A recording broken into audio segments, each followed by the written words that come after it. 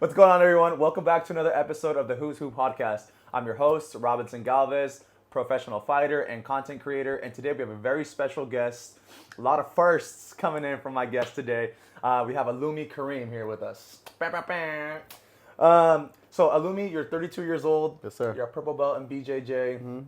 Coming off of 2 big wins this year. Yeah. And you have a long list of accomplishments that I got twisted up, so I'm just gonna let you say it, right? Yeah. So I know you're a lot of firsts for Pakistan, right? So why don't you go ahead and list those off for me? Well, first off, let's start off with this fight that I just came off of. Yeah. I'm the first ever, probably the only Pakistani to fight Muay Thai at the Lumpini Stadium and win by a knockout. Sick. The only Pakistani to fight at Muay Thai at Lumpini Stadium. Oh, sick. Other than that, first ever Pakistani to win a championship belt within Pakistan, MMA championship belt within Pakistan. First ever Pakistani to win a MMA championship belt outside Pakistan. First ever Pakistani to win a Muay Thai championship belt outside Pakistan in Thailand. And first ever Pakistani to fight in an Indian promotion and win their championship belt. And quite a lot of firsts, but yeah, that's pretty much the main highlights of my career. Nice. Which Thai belt do you have that? I fought at JF Boxing Stadium, At JF? and they introduced a championship belt. That's here in In Pattaya, Pattaya, yeah? Oh, okay. This was 2019 to 2020 actually, January 2020, right before COVID hit. They had a show going on, so they're like, "Oh, you want to fight for the belt?" I was like, "Cool, why Let's not? do it. Might as Yeah. well." Hell yeah. And yeah, I got the job done, and yeah. Hell yeah, bro. Yeah. So I wanna talk about like your most recent fights because those are big wins, you know. And I didn't realize you're kind of a big deal in Pakistan. You Kind and of. your sister, right? You guys have a lot of support from your country. Like every time I see someone post about Pakistan, I'm like, oh, dude, I know that guy, right? So being in, like one of the reasons I started the podcast being in Thailand is that it's because I feel like we take things for granted here. So we live a cool life, and then I don't appreciate it. Yeah. Like last time you were here as well. Rod Tang was here, you know, like Stamp. And then overseas, like people were like, oh, I wish I could meet her. Like you know, there's like so many people you want to meet and like hang out with and interact with. Yeah. And we're here, like, what's up? Yeah, You know, yeah. Like, It's just another day. Yeah, it's just another day at the office, and that's why I wanted to start something like this.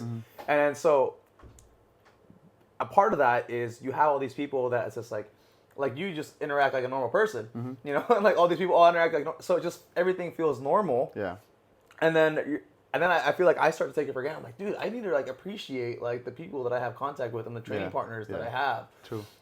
Because if I don't talk about it, then I don't actually think like, oh, dude, I should appreciate this. Yeah. Yeah. You know, but talking about it, and I'm like, bro, I'm like, like feels like the pride of Pakistan is here in the gym, you know. Hey, thank you, And bro. with Anita and like having all these people help and like being around Mark and like just Frank and all these amazing coaches and training partners. Yeah. That's one of the reasons I started this podcast. I was like, bro, everyone has a really cool story. Yeah.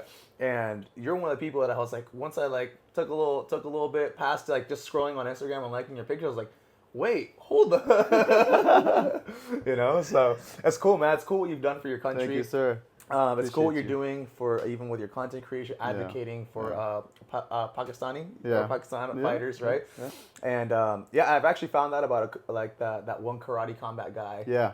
Shazad About Brin. you, yeah, and I've seen like he's from a cool gym. They have He is. cool content, right? Yeah. and he's doing really good. Like it's cool. And I was like, and I think he posted something on his story, and it was like about you, and I was like, wait, hold up, these guys are just like, you know. We have a very closely knit community, Yeah. especially the martial arts community, because sport's not very promoted, and like in Pakistan, sport is not promoted way too much. We give a lot of attention to the mainstream media. We give a lot of attention to whatever is going on in the film industry and all the other industries, politics and everything. Everything is good, and in sports, it's only cricket. So there's no sport. There's either cricket or nothing else. Yeah. Right. So now, in my opinion, MMA is has become the second most watched, combat sport is the second most watched sport in Pakistan because of mixed martial arts, boxing, and the guy that you talked about, Shazad Brin, doing karate and all. So because of that, we like all the martial artists have realized that look, we have to stick together. We have to unite because cricket's so big in Pakistan. People spend millions and billions on one event, on one show, right? And we don't even get anything out of it. So we tried to bring everyone together, support each other. The community is not too big, but we're trying to stay closely knit together so we could support each other one way or the other. The way we get into the media is because of such kind of people, because they're like, oh, this guy's doing good, he just won, she just won, he's just doing good, she's doing good. And speaking of that, I'm going on another Zoom interview tomorrow morning. Oh, nice. Yeah, so Monday morning they're like, oh, somebody called me like, oh, we heard you won a fight. I was like, yeah, it wasn't even a big deal of a fight. Like, yeah, but you won a fight, so we want to call you on our TV channel's interview tomorrow. So can you be live at this time? I was like, yeah, sure, cool, why not? Hell yeah. So it's just that staying closely knit together is what's basically helping us grow. So we're just trying to do that. Hell yeah, bro. That's awesome. Yeah. Yeah, it's good to see that. It's good to see that because it seems like it's very new for you, right? Like we're in 2023, and you guys still have your first female fighter, who's your sister. Yeah. And then we have like people who are still doing first. For now, she's the only.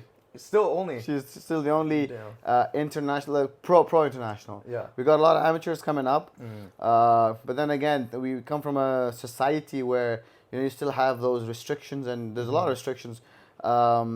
Every culture has its restriction, but then again, this is the kind of a sport where you have to, kind of step out of the comfort zone, physically and when it comes to professionally as well. Right. But then again, a lot of the girls were skeptical about it in the beginning, but now they are accepting that this is the nature of the sport. This is how the sport is. A lot of families are accepting that, and we have a lot of girls coming up now. Yeah, that's awesome, bro. And it's like it's cool that like I got another trailblazer at the gym, and we see her on the regular, Yes, sir. doing work, and it's amazing. I remember the first time when I sparred your sister. Yeah. You're just like she was her, I was her, so they like put us together like the cripples, and then we're like doing like touch butt sparring, and I was just like, yo, you're kind of piecing me up right now. I was like, dude, you're crisp and sharp, It's been a bummer that she's been a little injured this past year, but that's cool. Yeah, shout outs to Anita. But I want to ask you about your nickname. So Kratos, what does it mean? What is the meaning behind it? Kratos is basically comes from the Ghost of Sparta, the game God of War. Okay. So Kratos is basically a general in the army of the Sparta, who was forced to kill who was tricked into killing his family and all of that. Thank God, none of that happened to me. Yeah, I was like, damn, son. Yeah. But the reason why I got the name was because what happens is every game, at the end of every game, Kratos dies, right? Okay. God of War 1, 2, 3. End of every game, Kratos dies. The next game that comes, he's always stronger than the previous game. Like, he's stronger than before. So after every loss of mine, I've become technically, physically, mentally, emotionally stronger than before. And then the looks were kind of the same as well. Yeah. Bald guy with a beard. Yeah. So they kind of like complemented each other. Hell yeah. So my fight name was General in the beginning because my brothers basically started mixed martial arts in Pakistan. Yeah. And when that happened, because I was a flag bearer of the team, I was the first and the only student at the gym, and then slowly guys saw my fights, they watched my fights, and they're like, oh, we want to be like this guy. And if he can do it, why not us? And they started joining the team, so my brother named me General. After that, a couple of friends of mine were like, oh, you look like Kratos. And I was like, what's Kartus? Because Kartus means a cartridge, bullet cartridge. I was like, what the hell's Kartus? They're like, no, Kratos, look it up. And then I looked up Kratos, came up, God of War came up, and I was like, oh, okay.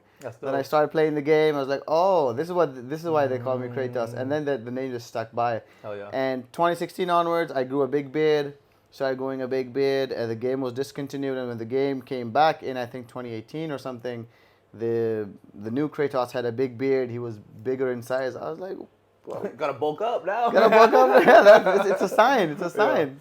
Yeah. That's cool. Like that's a cool. I like the significance behind that. That's cool. I'm glad it all worked out too. You literally like, because I've seen some of the clips you post, like the clips of the character or the animation. Yeah. Or other people will do it and you'll like post it on your story or whatever. And I'm like, oh yeah, actually. Yeah. But yeah, I was just wondering what it was. But that's cool. I like the significance behind Thank that. you, sir. Yeah, but a lot of people make really cool fan art. I don't call it fan art. I call it fam art. Yeah. Because I don't like to. I don't call myself, like in Conor McGregor's word, people mistake me for a celebrity. I punch people in the face for money and bounce. Yeah. Right? So we're not celebrities. I don't call it fan art. I don't think I have fans. I'd say they're all family.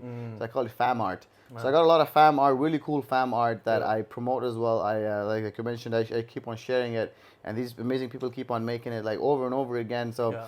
I just, I feel that I'm really blessed to have such people who are supporting me so much. Yeah. And shout out to all you amazing people who support me. Keep it tight, keep it going, and keep supporting your boy. Yes, sir. So yeah, it's dope. Let's switch gears a little bit. I want to talk about your Matrix Fight Night title. Yeah. So that was crazy. I remember I remember really well because I was driving and I think Priya, shout out Priya, she was live streaming it. Yeah. And then I'm like, Priya's live. Uloomi's fighting. I was like, she just fought. I'm like, okay. I'm like driving. I'm like, oh. And I'm like in traffic, like driving. And then I just see him knock out. I'm like, oh. I'm like, damn. That was a great fight for you. It was a good showing. Yeah. I want you to talk about a little bit this because I know it has some significance. I don't know the exact details, but can you talk about that fight? What it was like going into it, like what it meant for your country, like what it meant for you. So basically, Matrix Fight Night is an Indian-based promotion. So India, Pakistan were one country pre-independence, and after 1947, the country is split into two, and there was there still is a hatred and animosity between the two countries. So Fairly new country then, huh? yeah, Okay. yeah. And so, like post-independence, it's always been India, Pakistan. Everything has been, we've always competed Rivals, against it. yeah. And the biggest rivalry that we've had is in cricket. So, but when it came to combat sports, literally fist fighting, 2016 when I first fought in India, the entire country was behind me. Now, after I won the fight, everyone was like, "Oh my God, he's such a hero!" That's when I, actually rose to the scene and got the media attention because I won from an Indian. I won a fight from an Indian. I fought an Indian. I punched him in the face and I won. Yeah. It was literally a big thing. Yeah. So and then after that, when I fought another Indian in 2021, I lost that fight. Oh, okay. So I was like 1-1. So this fight was a lot of people thought a lot of people were actually counting me out because they're like, oh, he's lost 2-3 in a row, so we don't know if he's gonna do good or not. When I got this fight, I remember Mark and I, both of us, we had fights announced. So Mark was fighting the very next day that this fight was gonna happen. Right, so I fought at night, Mark fight the very next morning. Yeah. So we had our camps going on together. So we were like, it was just him and I, and we were just working. Yeah. And every single thing that Mark had told me and we had worked on, all those things were happening in that fight. For me personally, more than India Pakistani, the fight was that I had to prove a point. The first and the only Pakistani to compete in an Indian promotion, such a huge promotion because it's run by the superstars of Bollywood, and the Bollywood superstars were there. Yeah. The owners were there, and the guy that I was fighting was I think was a coach and a personal trainer of that Bollywood superstar. Oh. And they were watching ringside, so it was big pressure. And then one of my uncles, who's always supported me through and through, shout out to Uncle Uloomi Karim, he was there.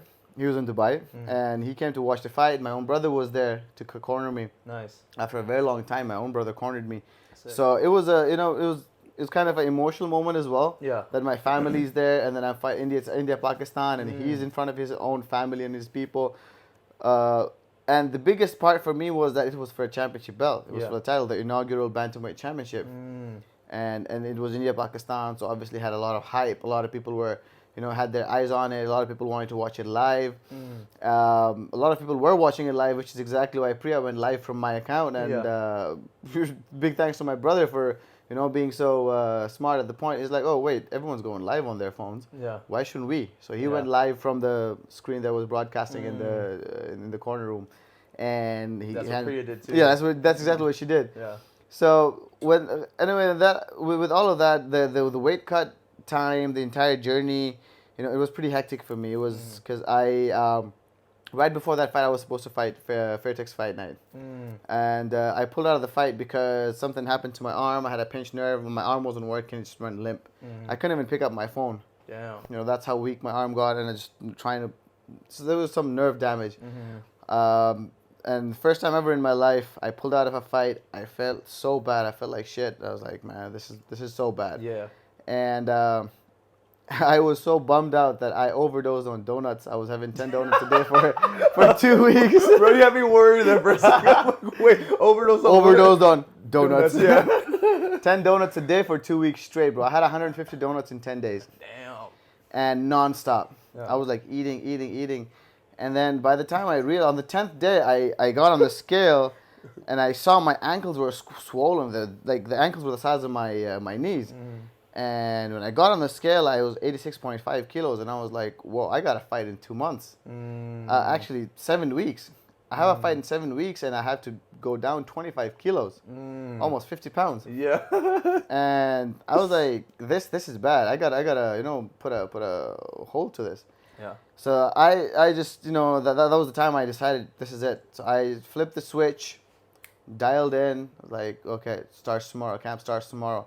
If the arm's not working, I still have other parts of the body that are working perfectly fine. One arm's working, both my legs are working, my brain's working, my eyes are functioning. Everything's working fine. So let's not be ungrateful. So I just started putting the work, started cutting weight, the hard weight cut was 3 weeks prior to the fight that I actually started cutting weight. And it was a hell of a weight cut. And sounds like it. bro, 15 kilos, I cut 15 kilos in 2.5 weeks. 2 weeks actually. The last week I was down to 71 and I was trying to cut the weight, but obviously the muscle mass was, up there. It was holding all the weight, and I had water holding in the body. Tried to cut all of that out, didn't work out, but scoop it out with a spoon or what? Man, I was trying. I was like, come off. But I had one of my teammates who works in Dubai now, from back home, Pakistan. He was there. My brother was there. So they were like, you got this. It's a championship fight, and we know you can make weight.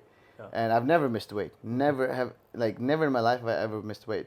So I was like, I'm gonna do this. So 10 kilos, I cut all the water weight. I made weight. I got on the scale. It was 61.35. They're like, oh, you're 50 grams over. I was like, no worries, I'll take my boxers off. They're like, cool. So I strip butt naked, I get on the scale 61.3 on the dot, nice. 135. And they're like, okay, fighter makes weight. That was such a relief. And that was like the biggest battle that I thought. And I knew that I was going to win the fight because all the work that I'd put in with Mark, with Y2K. Yeah. Y2K was holding pads for me. Shout out to Y2K for being an amazing training partner and pad holder. Yeah. And he was holding pads, and he told me, he's like, do this. He was telling me what to do and how to work my punches, how to set things up. Mark was telling me a lot about the wrestling, so we worked a lot on that. And cool. Well, let me just make a point right there because the MMA program at Fairtex is fairly small. Yeah. But people they really put in their time for you. You know, like you say, Y2K always willing to help. Mark super helpful. Yeah. I want to get him on the podcast soon too. For sure. But these are all people that are like, bro, like, what do you need? We got you. Yeah. You know, it's never like, all right, small, so we're just like, I don't know. Like, it's never like, oh no, like, it's big, afraid. It's like, simple. No. It's simple. We gotta make use of whatever we have. Yeah. Right. So we have 3-4 brains. We put them all together, and because there's a lot of knowledge. Mark has so much experience. We have Nate these days who has a lot of experience. Yeah. You know, he comes with a striking background with the one from where Izzy's from. I think. Yeah, the same team, City Kickboxing, CKB guys. So he's worked with those guys. He's taught in China as well. He's trained. He's fought. So he knows his stuff. You know, we have Aaron now that he has his own expertise in Muay Thai. Yeah. He contributes to that. We have Frank who teaches, and he has his expertise and he has his experience with BJ Penn and being his training partner and all. So all these guys. But at that point, I had 2 guys with me. And those 2 guys, those 2 brains were like the brains that I needed the most. Yeah. And Mark was telling, I think when you watch the fight, everything that happened was exactly what we had planned, exactly what we had worked on. The plan was to throw low kicks, overhands, and then get on the inside, wrestle with him a bit, and then set up that right overhand. And that is exactly what happened, bro. And when I picked him up, because Mark and I would do the burnout conditioning, workouts, and so we would pick up the dummy bag, run to the other corner, to this corner, the other corner, slam it, and then 10 punches, pick it up, run to the other corner, slam it. So we're doing the same. Yeah. And when I got on the takedown, I had my hands clamped, and I was trying to pick him up, and the guy was pretty heavy. I was like, screw it, I'm just gonna pick him up and slam him. So I picked him up, and I literally I picked him up, and I saw Fairtex's ceiling. So like Fairtex ceiling? Fairtex ceiling. Oh, got you. I understand. And I was like, whoa, Mark. And I just turned around, started running towards my corner. I'm like, oh, Mark. Yeah. Oh, shit, we've done this. Yeah. And I dumped him in my corner. And yeah, and I felt that. And then after that, I set up that low kick, and Y2K was in my ear. Low kick. Yeah. I could hear him in my ear. Low kick, bro, low kick. Yeah. I low kick, stay there. He tries to low kick. I throw that overhand, one punch, game over. Yeah. And perfectly executed with the perfect team. I couldn't have asked for it to be any better. Yeah, it was fun to watch. Oh man, and now the explanation, like it really does sound like textbook. It was. But I've seen the drills, like I've done the drills. I know what you're talking about. Yeah. So I'm like, bro, it seems like the stars really did align for you for you to win. They did. I remember you picked him up and you're just walking. I was like, oh, you can Conor McGregor's shirt. You look so confident. You could do like the big and walk around with him. You're just like burping him. But no, it was fun, man. The slam and the KO, just can't ask for a better performance. And you came out uninjured, yeah? Oh, yeah. Yeah, no war. Because I know you're capable of wars. You know, Yeah. you put on some freaking crazy performances. I've been watching your fights this week. Yeah. And, you're definitely capable of that. But, man, Thank you. it's good to see that the precision came through, the team came through, the game plan was executed beautifully. Yep. Like, couldn't ask for a better story for that now. I'm just glad that I was able to execute the game plan. Yeah. Because it would have been a shame because had I not been able to execute that game plan, I don't know what would have happened. You know, it could have been a different story. But I'm glad. I'm really grateful that I had the team behind me. I had such great minds behind it, and executed the game plan perfectly. Yeah. Yep. Hell yeah, brother. And then after that one, you had a bit of a break. Yeah. So right now, your most recent fight was yesterday. Yep. Hence the little tape and a little shiner you got. But it's all good. The other guy's a lot worse off today. Oh yeah, man. He was a zombie. Like he was so strong. I was like, what do I do with this guy? Yeah, this is Muay Thai. So we're changing gears from this was MMA. The last one was MMA. yeah. Winning the titles. This crazy, right? It was a beautiful story, and then took a little bit of a break, and now you're doing Muay Thai. Wasn't really a break. Actually, I went back home because I didn't have a visa to come back to Thailand. Okay. So we need a physical sticker visa, right? Pakistani passport. So I had to go back home and I had to apply for a visa. And the boss here asked me that I come back with a 1 year's visa, with a business visa, multiple entry, because he wanted me to be here. And I was trying for that. It wasn't working out because obviously we have like the passport's not as strong with all the economy and everything going on. So we were trying really hard, but then as soon as I got the 3 months visa, I just got back here, and I wanted to fight sooner, in March or April, but then Mark's fight was announced at One Lumpini. Yeah. So I had to be there for him. Obviously, when he was there for me for my fight, I had to be there for his fight. So I was there for his fight. I was fighting the next day of Mark's fight, but then Big Boss was kind enough to say, you know what, go corner him because you've helped him with the camp. Corner him. I'll push your fight 2 weeks further. And then those 2 weeks turned into 6 or 7 weeks actually. Okay. So they kept on postponing, and then ultimately after 3 months, I fought yesterday. Yeah, yesterday. That's cool. And it's funny. I did hear that you were like, I heard that you were at the immigration office like every day. When I was here, you weren't here. You weren't back yet. Yeah. And I was like, is Uloomi? Like, is he gonna? He's like, yeah, he's been at the immigration office every day, bro. I'm like, really? Yeah, I got all that sorted. Big ups to Fairtex Training Center for that. Shout out to Fairtex Training Center for sorting me out with the visa. These guys have amazing fight visa services. Yeah. Man, I mean, it's the perk. One of the perks, man. Man, the way these guys handled everything, I just had to show my face, and everyone was doing everything for me. Yeah. Yes, I had to pay some money, but obviously, it's Thailand. Plus everything comes with a price, so I had to pay the price. But then again, I went to the immigration office three times, and now I have, the whole year's visa on me, so I don't have to worry about anything. Even if I fly to Dubai, I can come back. Like right after the fight, I can come back. I can just fly back to Thailand and just get back to training. Yeah, that's awesome, brother. Yeah, it's a blessing. Like that's one of the things I talk about. Like people are like, whoa, why did you choose Fairtex? How did you choose that? I'm like, bro, we're pretty set here. Like, you have a visa service in the gym. The gym. Like, literally. Literally in the gym. Yeah. You have a visa agent. Like, if you want to get a visa through Fairtex, you have a visa agent. Exactly. We have an amazing facility, amazing coaches, like, taken care of really well. It's like, What more could you ask for? What is it that you don't have at Fairtex? Exactly. Yeah. Exactly. So yeah, that's a big perk. Like before, for people who don't know, in Thailand, immigration is a freaking nightmare. Oh, it is. And it's for everybody. It's not like one particular. It's everyone. And you have to pay a lot of money. A lot of money. So, you must know a lot of people. Yeah.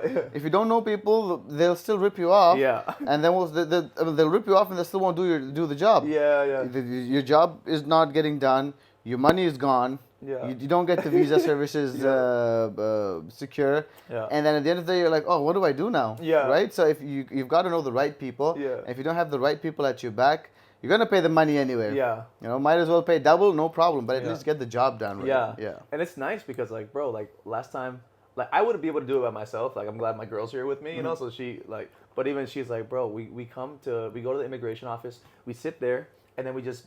Like, you're either like, okay, come talk to them, take a picture, and then you're done. Yeah. But before, it's like we're waiting in line, trying to figure out, going back and forth. Yeah. Like, I don't understand this. They don't have this in English. Or and like, then they don't understand English, we don't understand Thai. Yeah, so. And the broken Thai we speak, the broken Thai English they speak. Yeah. Oh, man, it's horrible. It's too technical for the broken Thai English. Way too, yeah. But, yeah, I totally get that. But, yeah, I'm glad you're here for the year, man. It's good. Sir. It's good to have you around. I was like, man, I felt like I was like a little lonely, you know, especially for Mark. Mark was here by himself for a long time. He was here for 4 months. Yeah, he was just like, dude, it was me and the dummy. Like, there was Yeah. nobody to train with. He was like, yeah, that's my best friend. I was like, come on, Mike, don't say that. You're hurting me. Yeah. You hurt me feelings. Yeah. Back to the fight. You 6-7 weeks out. Now you have your fight, and then you get the KO, TKO. You know that guy really was a zombie because I mean, if you guys want to see this fights, like highly recommend looking up Uloomi's fights, regardless of which fight you watch. They're all pretty bangers. Like, you know, it's like you're an entertainer, and you don't just sit there and shy away from the fight. You bring the fight. I bring the fight. So for this one, you drop the guy in the first round, punch him. He's going down. As he's going down, you like almost borderline soccer kick him in the head. When I threw that punch, I'm like, yeah, got him, and he's still walking, like his head's almost on the floor. Yeah, it's like an airplane. Like, he's like airplane, and it's still walking. Yeah. I thought the ref's gonna stop it and he's gonna count. Yeah. The ref is going after him. I'm like, stop it. No, boom. Threw the kick onto the face. He went flat on the ground. Yeah. And then after the 5 or 6 count, the guy just gets up and looks at me like straight in the eye and is like, yeah. I'm like, whoa, this guy's a freaking zombie. Yeah. And he started teeing off on me, bro. He did not hold back. Yeah. What a guy. What a guy. It was crazy. I've had a similar experience where I just think the guy isn't gonna get up. Knocked him down with, I think it was probably like 15, like similar to yours. Like it was like late in the round. The round is almost over. And in my case at least, it was like a cross. Caught him with a cross, and then I head kicked him. Yeah. Cut him open on the eye. He went down, and I was like, oh, I thought I won. Like I was already celebrating and all. But getting back into like the fight, I was like, oh man, dang, that was my mistake. You know, just being like, okay, the round's over, and then but it was like 10 seconds and the round was over or whatever. Yeah. And I was like, bro, now I'm exhausted. Yeah. Because I walked into the fight exhausted. Like it wasn't my night. Yeah. I won. I ended up winning the fight, but I walked in there feeling like garbage. Yeah. And then I'm like, oh, thank goodness it's over. And then I have to do 4 more rounds after because it was a title fight. And I was like, I hate you, bro. I hate you. Like I love being Mexican. I have a lot of pride in like where I'm from. Yeah. But I fought a Mexican. That's so it's hard. That's a tough fight, you know. So the guy would get up, strong heart, and again zombie. I put him down like 4 more times, and they only counted 2 though. So they're like, oh, he slipped. Like, dude, no, he didn't. Like, watch it back. But he ended up like making it through the fight. I won by decision. But I was like, bro, I put you down so many times. Yeah. And it just pissed me off. But with yours, this guy went like face plant. He said boom, like smashed his face in. Like it was comedic. Like he just boom, like almost like diving into a pool. He's like boom, and then like his hands went like the full, like he's trying to do a belly slide. Yeah. Like yours, he's trying to copy you. You go check out his profile. He has like a little belly grinders on the mats. My famous belly slide. Yeah. But slide. He copied you. He tried to rip you, bro. And then he did it better than me. Yeah. He did better than I did. Yeah, I committed to the face plant for sure. It would have been dope if he scorpioned. That would have been sick. Anyway, so he gets up. And then what happens after that? So I remember I was, like you said, the same happened to me. I celebrated too. I was like, yeah, I got this. Because when I landed the overhand right, I felt it on my hand. I was like, okay, I got him. I knew I got him. And then when his hand, like his head was like dipping low, and then I kicked him in the face, I felt my foot hit him right on his chin. And I'm like, I got him. Yeah. You know, I knew I got him. And then the way he fell, I was like, yes, I was happy. I turned back. I still went to like the neutral corner, and the ref, I thought the ref gave it like, he counted really slow. Gave him enough time to recover. But I mean, it's Thailand. They always give the time to recover. I was like, no problem. But the way he got up and recovered, and I tried to push the pace, but then he caught me off guard with those punches, the stingy shots, and he was a very unusual Thai. Yeah, this was the next round. This was round the same round. Same round, yeah. Because I caught him in like what 30-40 seconds. I don't remember. Initial 30-40, because he brought the onslaught and like from the beginning of the round. Yeah. And I clinched and I threw the overhand, like short overhand right, and I clipped him. This was, I think, not even a minute, and I clipped him. And I was like, okay, that was fun. That was a fun 30 seconds. Yeah. And when he got up, I knew that it was. That's what she said. She never did, but okay. All right, go on. Never did. But yeah, when he got back up, I was like, okay, it's going to be a long night for him then. And the guy started boxing again. He had good, sharp boxing. He was following up really good. He was throwing like punches and bunches and very good volume. And he wasn't throwing like the usual Thais with the elbows flared that you see the punches. He was like down the pipe and really beautiful boxing, textbook boxing. And he started boxing, and I was like, okay, like this guy is getting me. And he was ringing bells with my head, and I was like being constant. And my head was, you know, my neck was hurting, and so that's where I kind of like, he caught me off guard, and I tried to land another big shot, but that's the mistake that I made, that I should have started mixing it up from that point. But I didn't. Next round, he gets me again. The next round was all his, because I tried to go closer. He landed good elbows. Actually, the first round after that, he landed a front elbow, which gave me a cut here. Kind of hurt me on the nose. And then my hand, I remember one of my hand, I think my right hand was kind of like low. I was trying to parry the punch, and my hand went low, and he came over the top, and he elbowed me in the eye. It was the left eye, and he caught me clean with that. Which gave me the black eye. Yeah. And after that, then second round was all him. And going to the third round, when I got back to the corner, I was like, okay, I lost this round. I know I lost this round. I got my behind handed over to me. I'm losing the fight, because I was like, despite of me knocking him down the first round, I thought that, you know, the way he came back probably gave him the judges probably gave him the round. You know, he came back strong. Probably gave it like an even round or a 10-9 to me, and then this round he probably scored a 10-8 to him. So the third round I was like, okay, I have to do something. I have to knock him out. I have to put him out. Yeah. That's all. I can't leave it to the judges, because I'm going to lose. I have to put him out. And Big Boss said that this is, you know, he had just announced the 10,000 baht bonus for the KO bonus. So I didn't know about that. I was like, damn, son. Man, Thursday evening he called us all, and he's like, well, I've started 10,000 baht bonus for every KO at Veritek's show. It's not going to be the same as one championship, but at least the least I can do is 10,000 baht. Yeah. So you guys should go for the finish. And I was like, I want that money. I need that money. So I've got to get that bonus.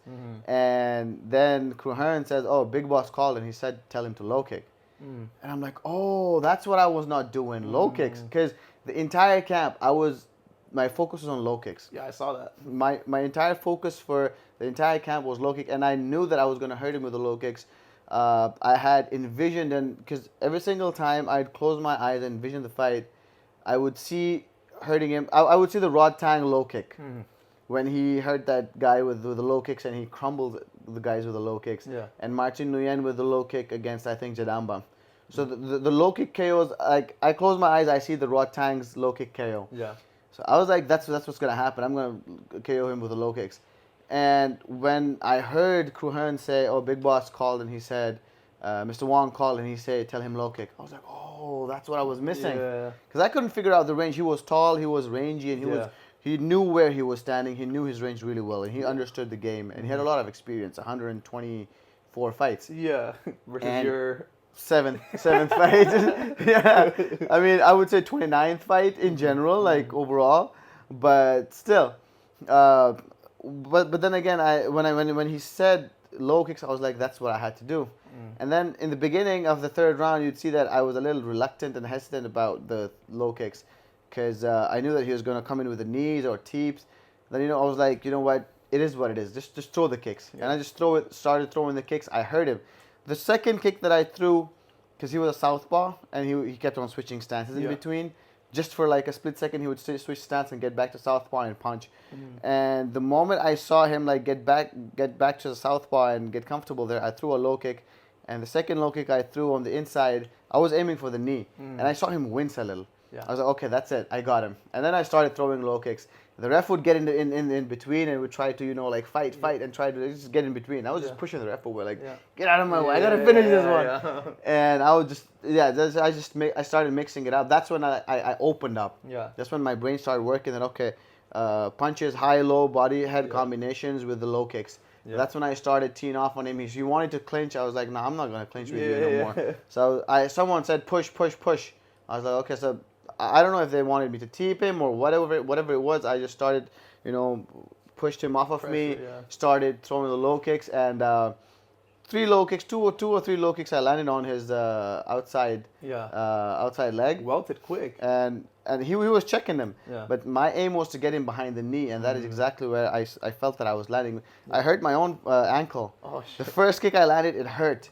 On the outside, I was like, oh, it hurt. I was like, no, it's okay. So I punch, another kick. And I saw him hit the ropes, and he was like, ah. Yeah. And I was like, okay, got him. Two more kicks, and he's out. And then I throw the set, exactly what happened. He was literally running. He was running, and I could see that he's going to go down. And I felt the ref was trying to like save him. He got in between and he was like, fight. I was like, I'm cracking. I am cracking his legs. What are you talking about, fight? What are you saying, fight? Yeah. I am fighting. Yeah. So the second kick I threw, I saw that he would just, caught him. The guy crumbled. I was like, man, thank God. Yeah. Oh, it was. Yeah, so that's nice, that. Bro. It was totally out of a movie, I was like, and then he's down, and then he's like, all right, we got him. It was, again, like it's just showed a different dimension of your style, I think, because like you can't be a finisher. You clearly got power. Yeah. And some of your other fights I've seen, like you're great, like your wrestling is good, jiu-jitsu is good. You're a very well-rounded fighter, and I think for this Muay Thai, you're like, you can't go into the fight thinking like you got it, So as you're more limited in the skills, but your Muay Thai is still, your stand-up skills are very good anyways. There was some stuff you were doing in there with like some boxing head movement. You were making him miss big. I was like, bro, that was slick. There was some moments where you were shining with that. Man, when he was landing shots, I was like, nah, I can't let him touch me like that. I can't just shell up like a Thai guy. So the moment he started landing, I was like, nah, head movement, man. Because I can't, because that's my bread and butter. My head movement's my bread and butter. My footwork's my bread and butter. I just couldn't let go of it. So I started moving my head. I'm like, okay, I'm making him miss, and he started getting tired. So when they say your hands can't touch what your eyes can't see. So I was like, whoop, whoop, whoop, whoop, whoop. Yeah. That was good. I liked that. But all in all, overall, I wasn't happy with the performance. Like I saw that. This is not my best performance, I would say. But then again, Coach Dorian Price, he's a great Muay Thai fighter. One of the first African American Muay Thai fighters. His knockout at Max Muay Thai was really famous. The double KO. Oh yeah. Okay, both the guys, one elbows, one punches, and they go down, and the black guy stands up. Yeah. So he was that guy, and he was at Fairtex a while ago. I think 2-3 years ago, and I met him. I had the honor and the privilege to meet him. Shout out to Coach Dorian Price.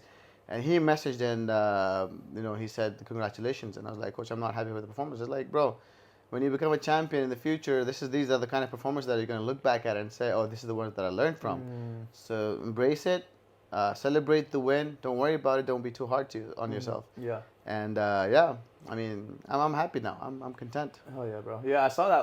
I don't know if was it on your story or did you do it on your feed where you were talking about that? You did like a little. Oh, it was on my story. Yeah, while I was getting this cleaned. Yeah, I was like, bro, what are you doing? Like you got the bonus, like maybe like it wasn't the performance that you wanted, but maybe it's like but you needed a little bit. You know, it's like, all right, I'm gonna tune up these areas. You know, I'm gonna diversify a little bit more. Like you learn from it, and the thing that I like about fighting is like you can learn and win simultaneously. Yeah. Right? Because everyone says like, oh, when you lose, You either win or you learn. Yeah, Yeah. but you can. I like to go. You either learn or you learn. Yeah, you Because always like learn. if you win and you don't learn, you're not progressing. You're gonna lose eventually. Yep. It's like, do you need to lose to learn, or can you learn while you're winning? Exactly. You know? So that's the mentality that I Yeah. have. I've had my fair share of losses myself, but the thing is, I never lost the same way twice. Yeah. It's always been a different dimension of Exactly, losing. yeah. I've never lost the same way twice. Always, like, I've always learned, built from it. And I was like, I liked, like, I think in 2021, like, post-COVID, right? That year I had 9 fights in 9 months, and I Wow. won 8 out of 9 of them. And I was like, bro, like, Wow. I like winning, you know? Look at this guy. Look at this guy. And even then, I was American amateur, so it's not like I'm, like, doing anything super crazy. Yeah, but of course. I was like, I like winning. And I was like, you either win or you learn. I'm like, no, bro. Like, I'm learning every time. I'm Regardless, getting substantially yeah. better. Like, I'm like every fight is an improvement. I'm not like when people start to buy their own hype is when they start to like go down, you know. And like no matter what was said about me, I didn't buy into it. I was like, bro, I gotta do better. I want to land a spinning kick, or I want to land this, or I want to be more technical, or I want to be more clean. It's like there's always dimensions to build on. Yeah. And I think that people who can keep that mentality of a student while they're winning is what's the most powerful, like, unstoppable force. Exactly. That's what's needed the most. Yeah, because you see people here in Thailand, like, there's amazing fighters that are lazy, right? Like we're not gonna name any name. No names. Yeah. But there is fighters that, I mean, I've been to several gyms in Thailand, so I mean, you've been to Thailand before too, not just Fairtex. So you've seen a variety of fighters, and sometimes the ones you see in the ring that are the craziest, like, fighters. I'm like, bro, like, you just literally, like, their camp is just getting in shape. They don't even try to get better, you know? But it's, I mean, I know over here it's a job too. It's not like some people don't get the choice. Yeah. Fortunately for us, we get to choose this life. Yeah, fortunately enough. Yeah, but yeah, it's just that's dangerous, right? Like, when you can keep that student. It's all in the mindset, you know. This is what my brother says too. He's like, if you're a student of the game, you'll always progress. Yeah. And he's a coach. He gave up on his fighting career, my brother, because he wanted to teach me. And then seeing me when others join, he saw that, okay, we have a big team now, so might as well become a coach. So he had a dream of becoming a world champion, and I was like, I started off fighting, living his dream, and then I fell in love with it. So you know when they say I didn't choose the fighting life, the fighting life chose me. That's actually what happened. I was never a fighter. Yeah. I was always a performer, and you see that in my fights. The performer side of me always performs. You know, hard fights, easy fights, whatever way it is, win or lose, and whatever it is, like, you see the performer. Yeah. But the reason why I do this is because I started this because I saw my brother, and he was my inspiration. I don't have Bruce Lee or Anderson Silva or Wanderlei Silva or any of these guys my inspiration. I didn't have to look outside my house to look for inspiration. And my own brother, he brought, like, for me, he brought the sport in the country. You know, and he's a self-learned, self-taught person. I call him Mega Mind. So he watches stuff. He's like, okay, he's gonna watch something on YouTube, and then he's gonna come up with another, like, his own version of it, and he's just gonna drill, and then he's gonna teach you. And that, I mean, the Lomachenko style, the swaying and the footwork and all of that. What everyone's doing now. Yeah. I remember doing this in 2014. Yeah. When he taught me all that. 9 years ago, he taught me this thing, and I was doing swaying. And shout out to Coach Barry Robinson. He also taught me the same thing, and I was like, oh, Coach, my brother said the same thing. He's like, yeah, your brother's a freaking genius. You met Barry Robinson? I met Barry Robinson. Yeah. Oh, cool. And in Bangkok, I trained with him 2 days. Oh, cool. Yeah. Hell yeah. Every time I post videos of me doing anything, people tag Coach Barry Robinson. Look, he's rhythm stepping. I'm like, dude, shut up. Fight me, bro. Try to break my rhythm step. Anyways, not Barry Robinson. I got nothing but love. I think he's got a good system. But for you freaking keyboard warriors in my comments, fight me. Yeah. But you're saying you're learning these things ahead. It's like ahead of its time in a way. Yeah. Right? They were ahead of its time. I mean, they say there's nothing new under the sun. But then at the same time, what's new for you may not be new for me, right? So it's all relative. And so we always try to stay you can try to stay ahead of the game, but it's always being smart. Yes. You're never ahead of the game. Someone's always going to be ahead of you. You're ahead of someone, but then someone else is going to be ahead of you. It's a very philosophical thing to talk about. But then at the same time, how many people are you ahead of? Yeah. And how well can you execute whatever you're ahead of them? Just like this guy from Venom Gym. Which one? The Fabio Reis. Yeah. Like his left hook is a killer. Yeah. And the thing that he throws is just a left hook. Yeah.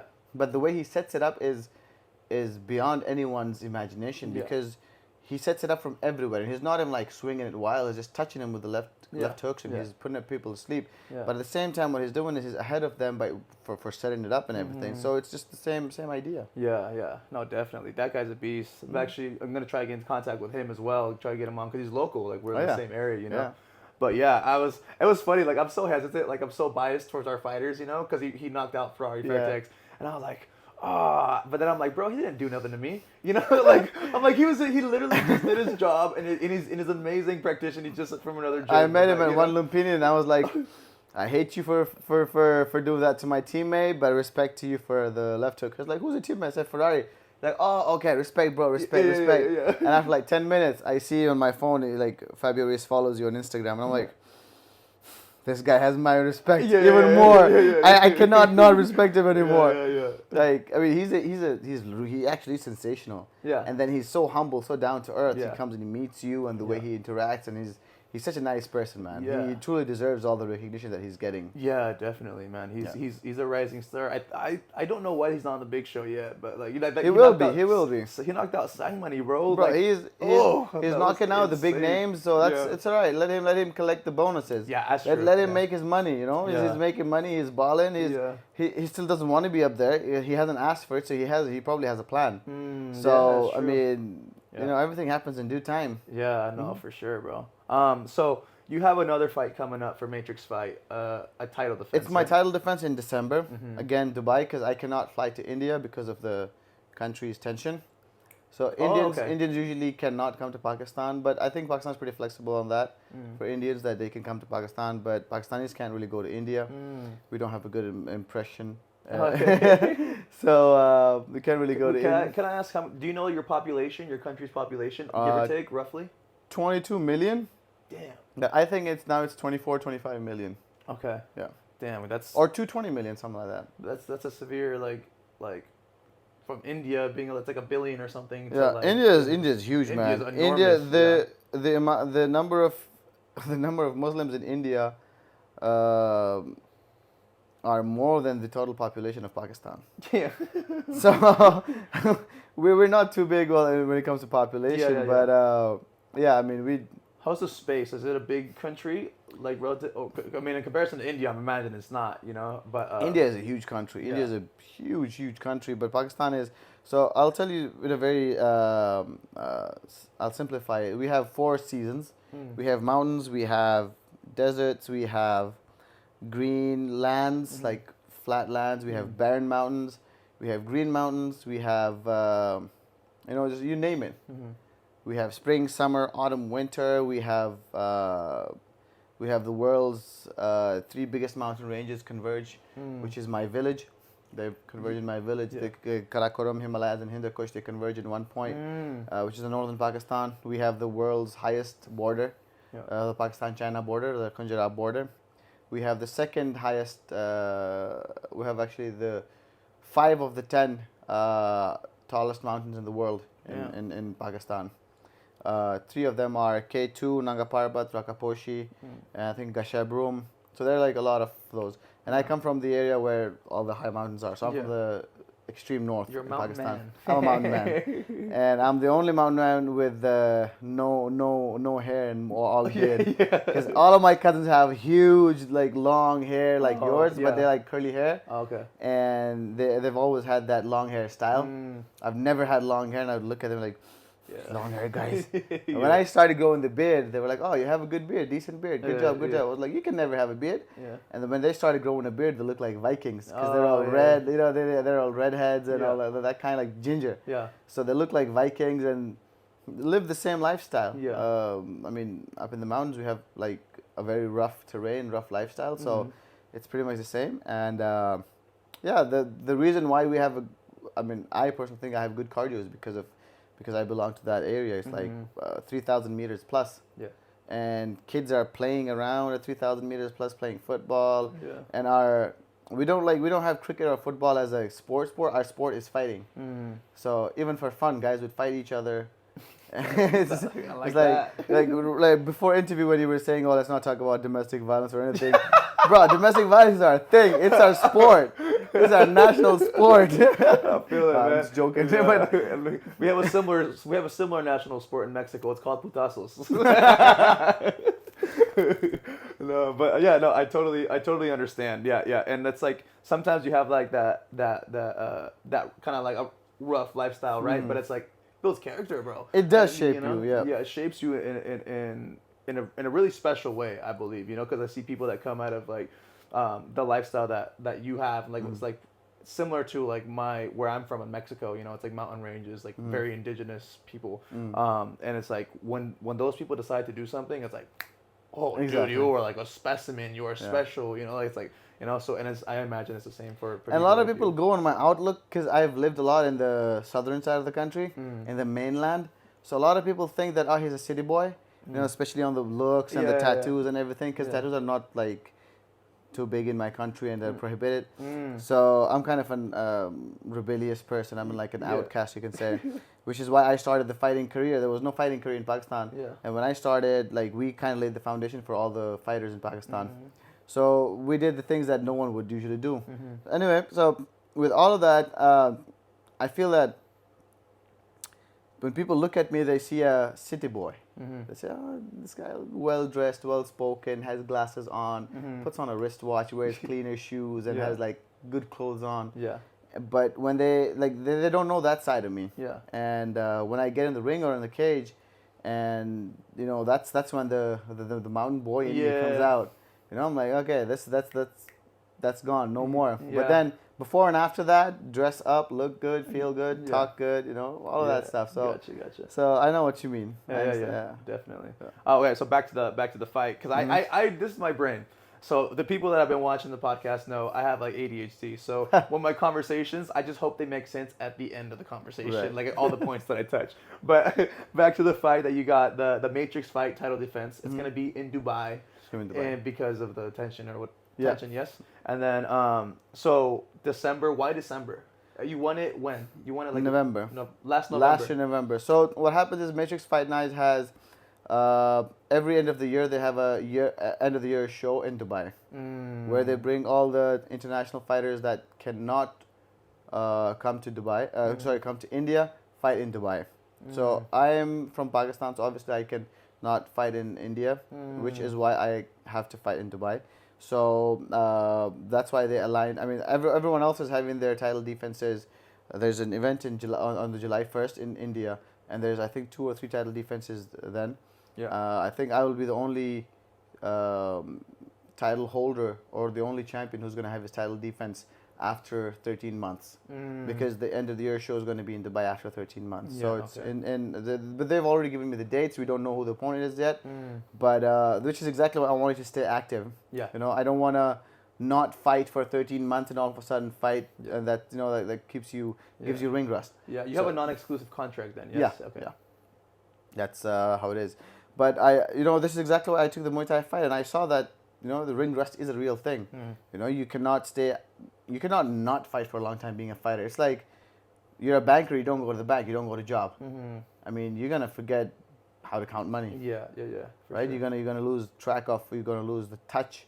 Of the finesse of your job. So I did not want that. I wanted to fight as much as I can. I wanted to polish my striking even more, and I want to get like busier in the striking department, because I know I got the wrestling and the grappling sorted.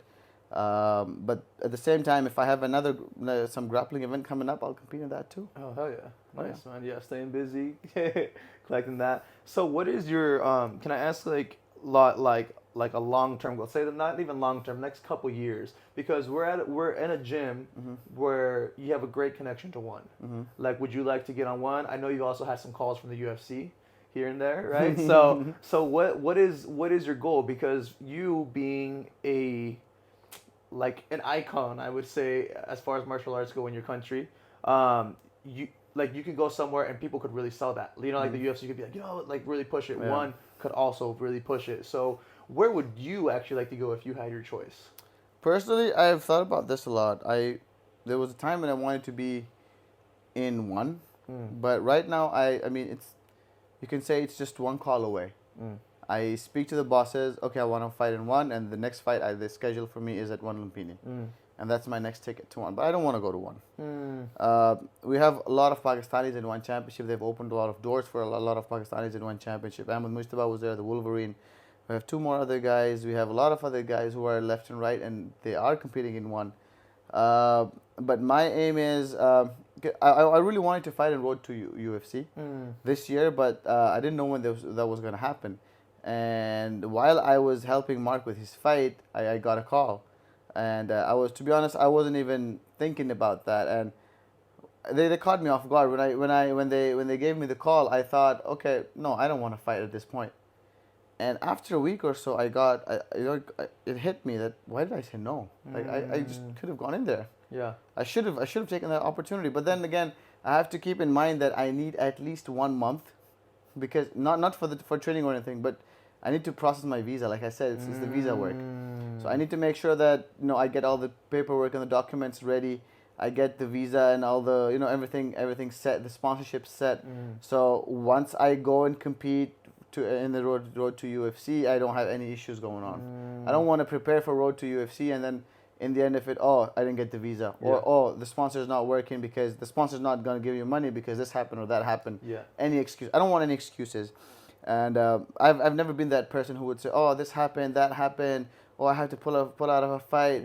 And I don't like doing that because I don't like my hard work go to waste. Yes. And I'd rather stay back, help my teammates, because I'm helping all the people at Fairtex with strength and conditioning as well. So I'd rather stay back and help all the athletes get better, help my teammates get better, and myself get better, than go somewhere and waste my time with nothing. I would call that wasting my time with nothing. So the plan is to hopefully compete next year in the road to UFC if I get another call, because now we have a lot of people who called me. Last year was the second time I got calls from the road to UFC. Again, third time's a charm. Yeah, that's what. So I'm going to be prepared for the third time. I have some connections with that I have spoken to about the visas and all. They said that whenever you have because in Pakistan everything works with connections.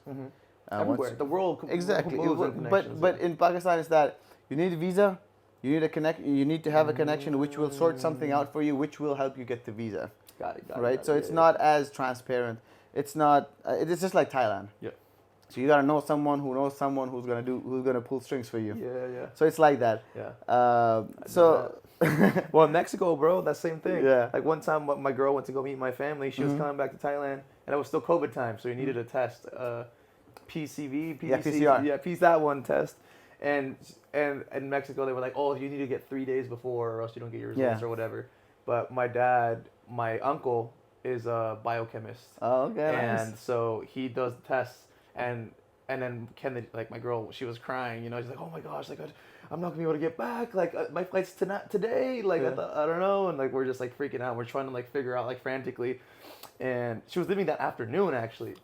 And she was like looking at flights to maybe get it done in Mexico City or like whatever. But my uncle is just like, we went in and like a couple hours later, it was in a like he's a chemist. He's just like they're even like, what do you want it to say? I was like, I don't have COVID. Like so I was like, what do you mean? What do I want to say? Anything specific? Yeah.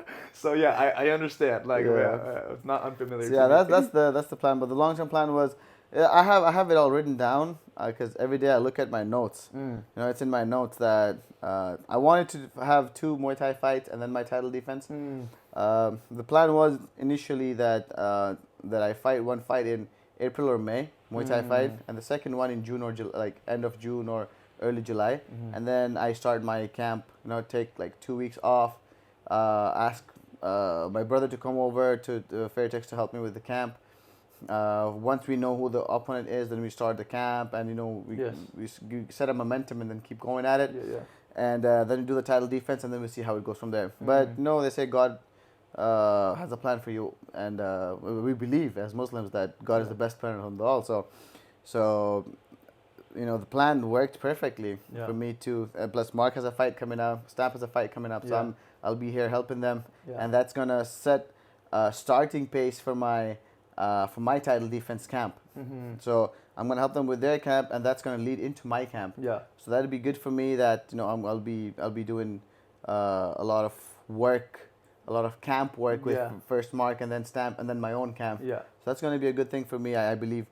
And then we'll see how it goes from there. Yeah. We can all make plans, but then ultimately you don't know what's gonna happen. Yeah. So we just gotta go with the flow. Yeah, no, definitely, man. And it's good that you have like all these goals written down. Like, I'm a firm believer of like a 5-year plan. Yeah. I had my own 5-year plan, and like my 5-year plan, it just ended last year. Oh, nice. Yeah, like I came here just before it came to Fairtex. It was like 5 years. I want to know if I'm good enough to hang with the best in the world. Nice. Like I didn't want to like be UFC champion or anything. Like there's a lot of things written in my 5-year plan, but the big thing for me was like I just want to know if I can hang with these guys.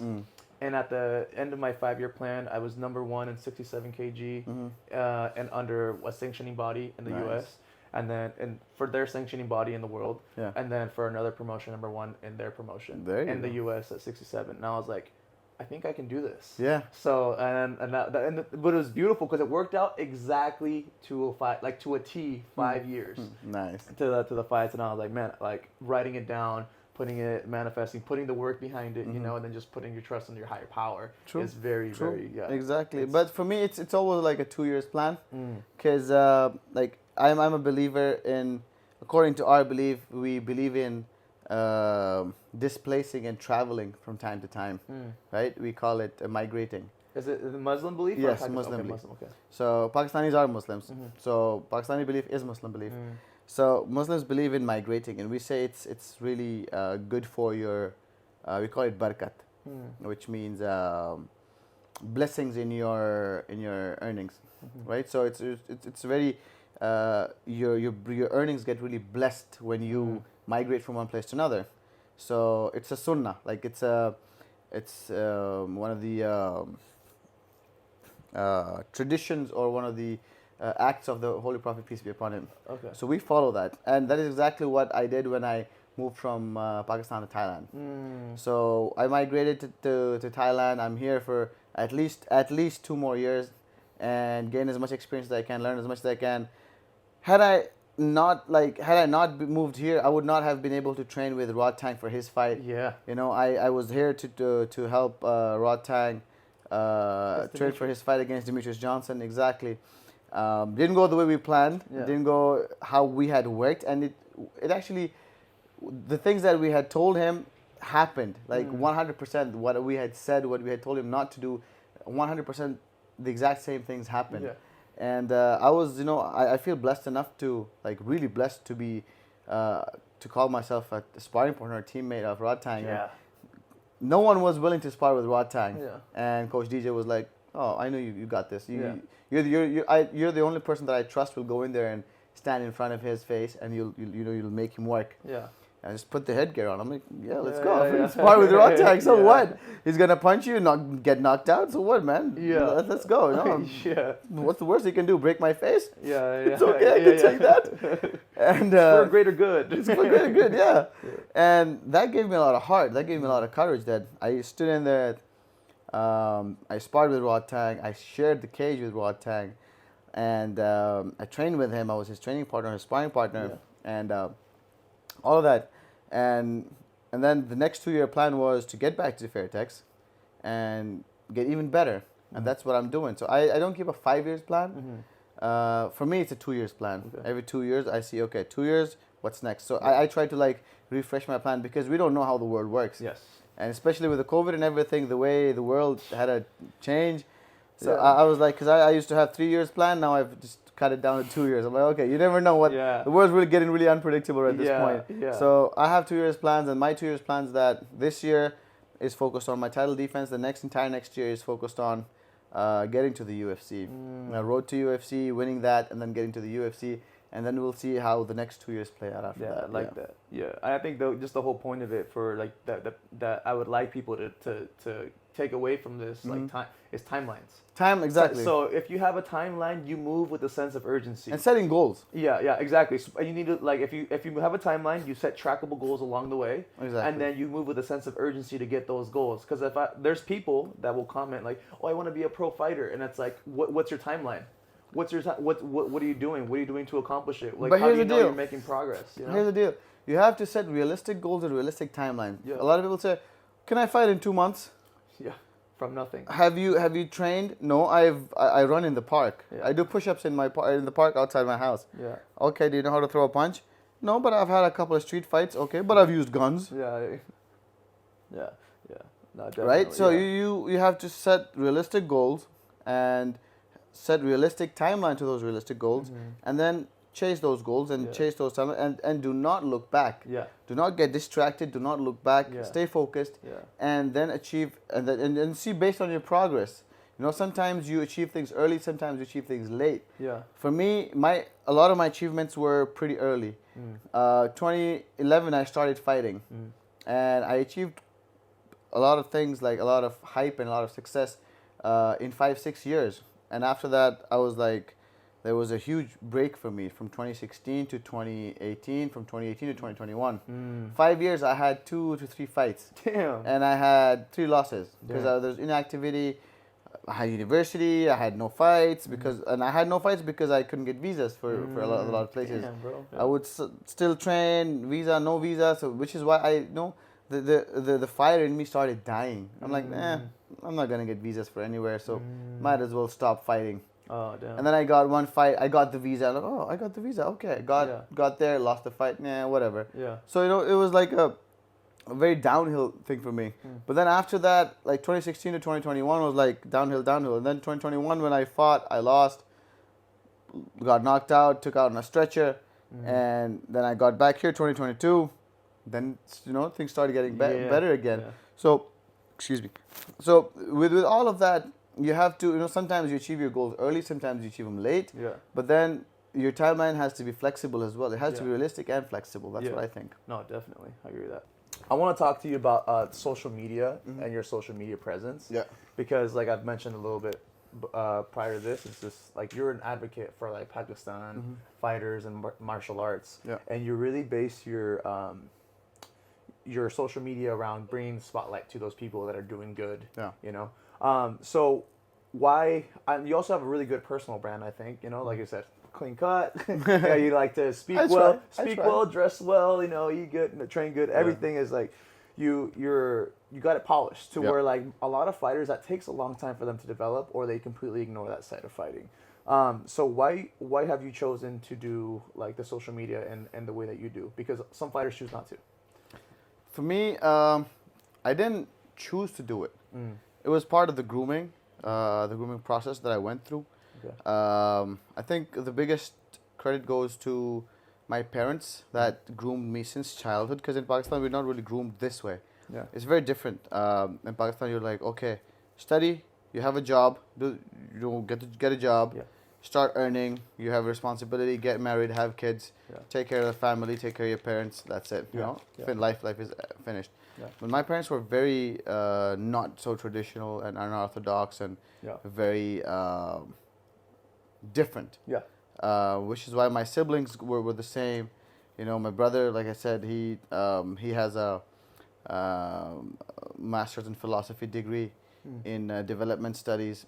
My sister has a fashion design degree, but she's teaching in a school. She's married, has 2 kids. My brother has 2 kids. I have a computer science degree, bachelor's and an undergrad in computer science degree. So we all have degrees, but the work that we do is not relevant to our degrees, right? My brother was working in an NGO. He didn't like working in an NGO, so he started his own gym. Okay. And it's a very, very unusual thing in Pakistan to do, that you stop working in a highly paid firm and you say, no, I'm going to start my own business and start a gym. And gym business is like something, especially combat sport, was something that was frowned upon, like really heavily frowned upon. That people were like, oh my God, you're teaching karate? Oh my God, you're gonna teach people how to fight in the park? Yeah, you know, it was really that, and we changed the entire dynamics of the entire course of the sport for everyone. That now people look at athlete. Oh, he's an athlete. People never used to look at us as athletes. They're like, oh, they fight. Now they're like, oh, they're athletes. We have a respect, and that is all because my brother took one step. He made one selfless decision. He took a selfless decision where he said, I'm not going to do this 9 to 5 job. I don't want this job. I don't want this money.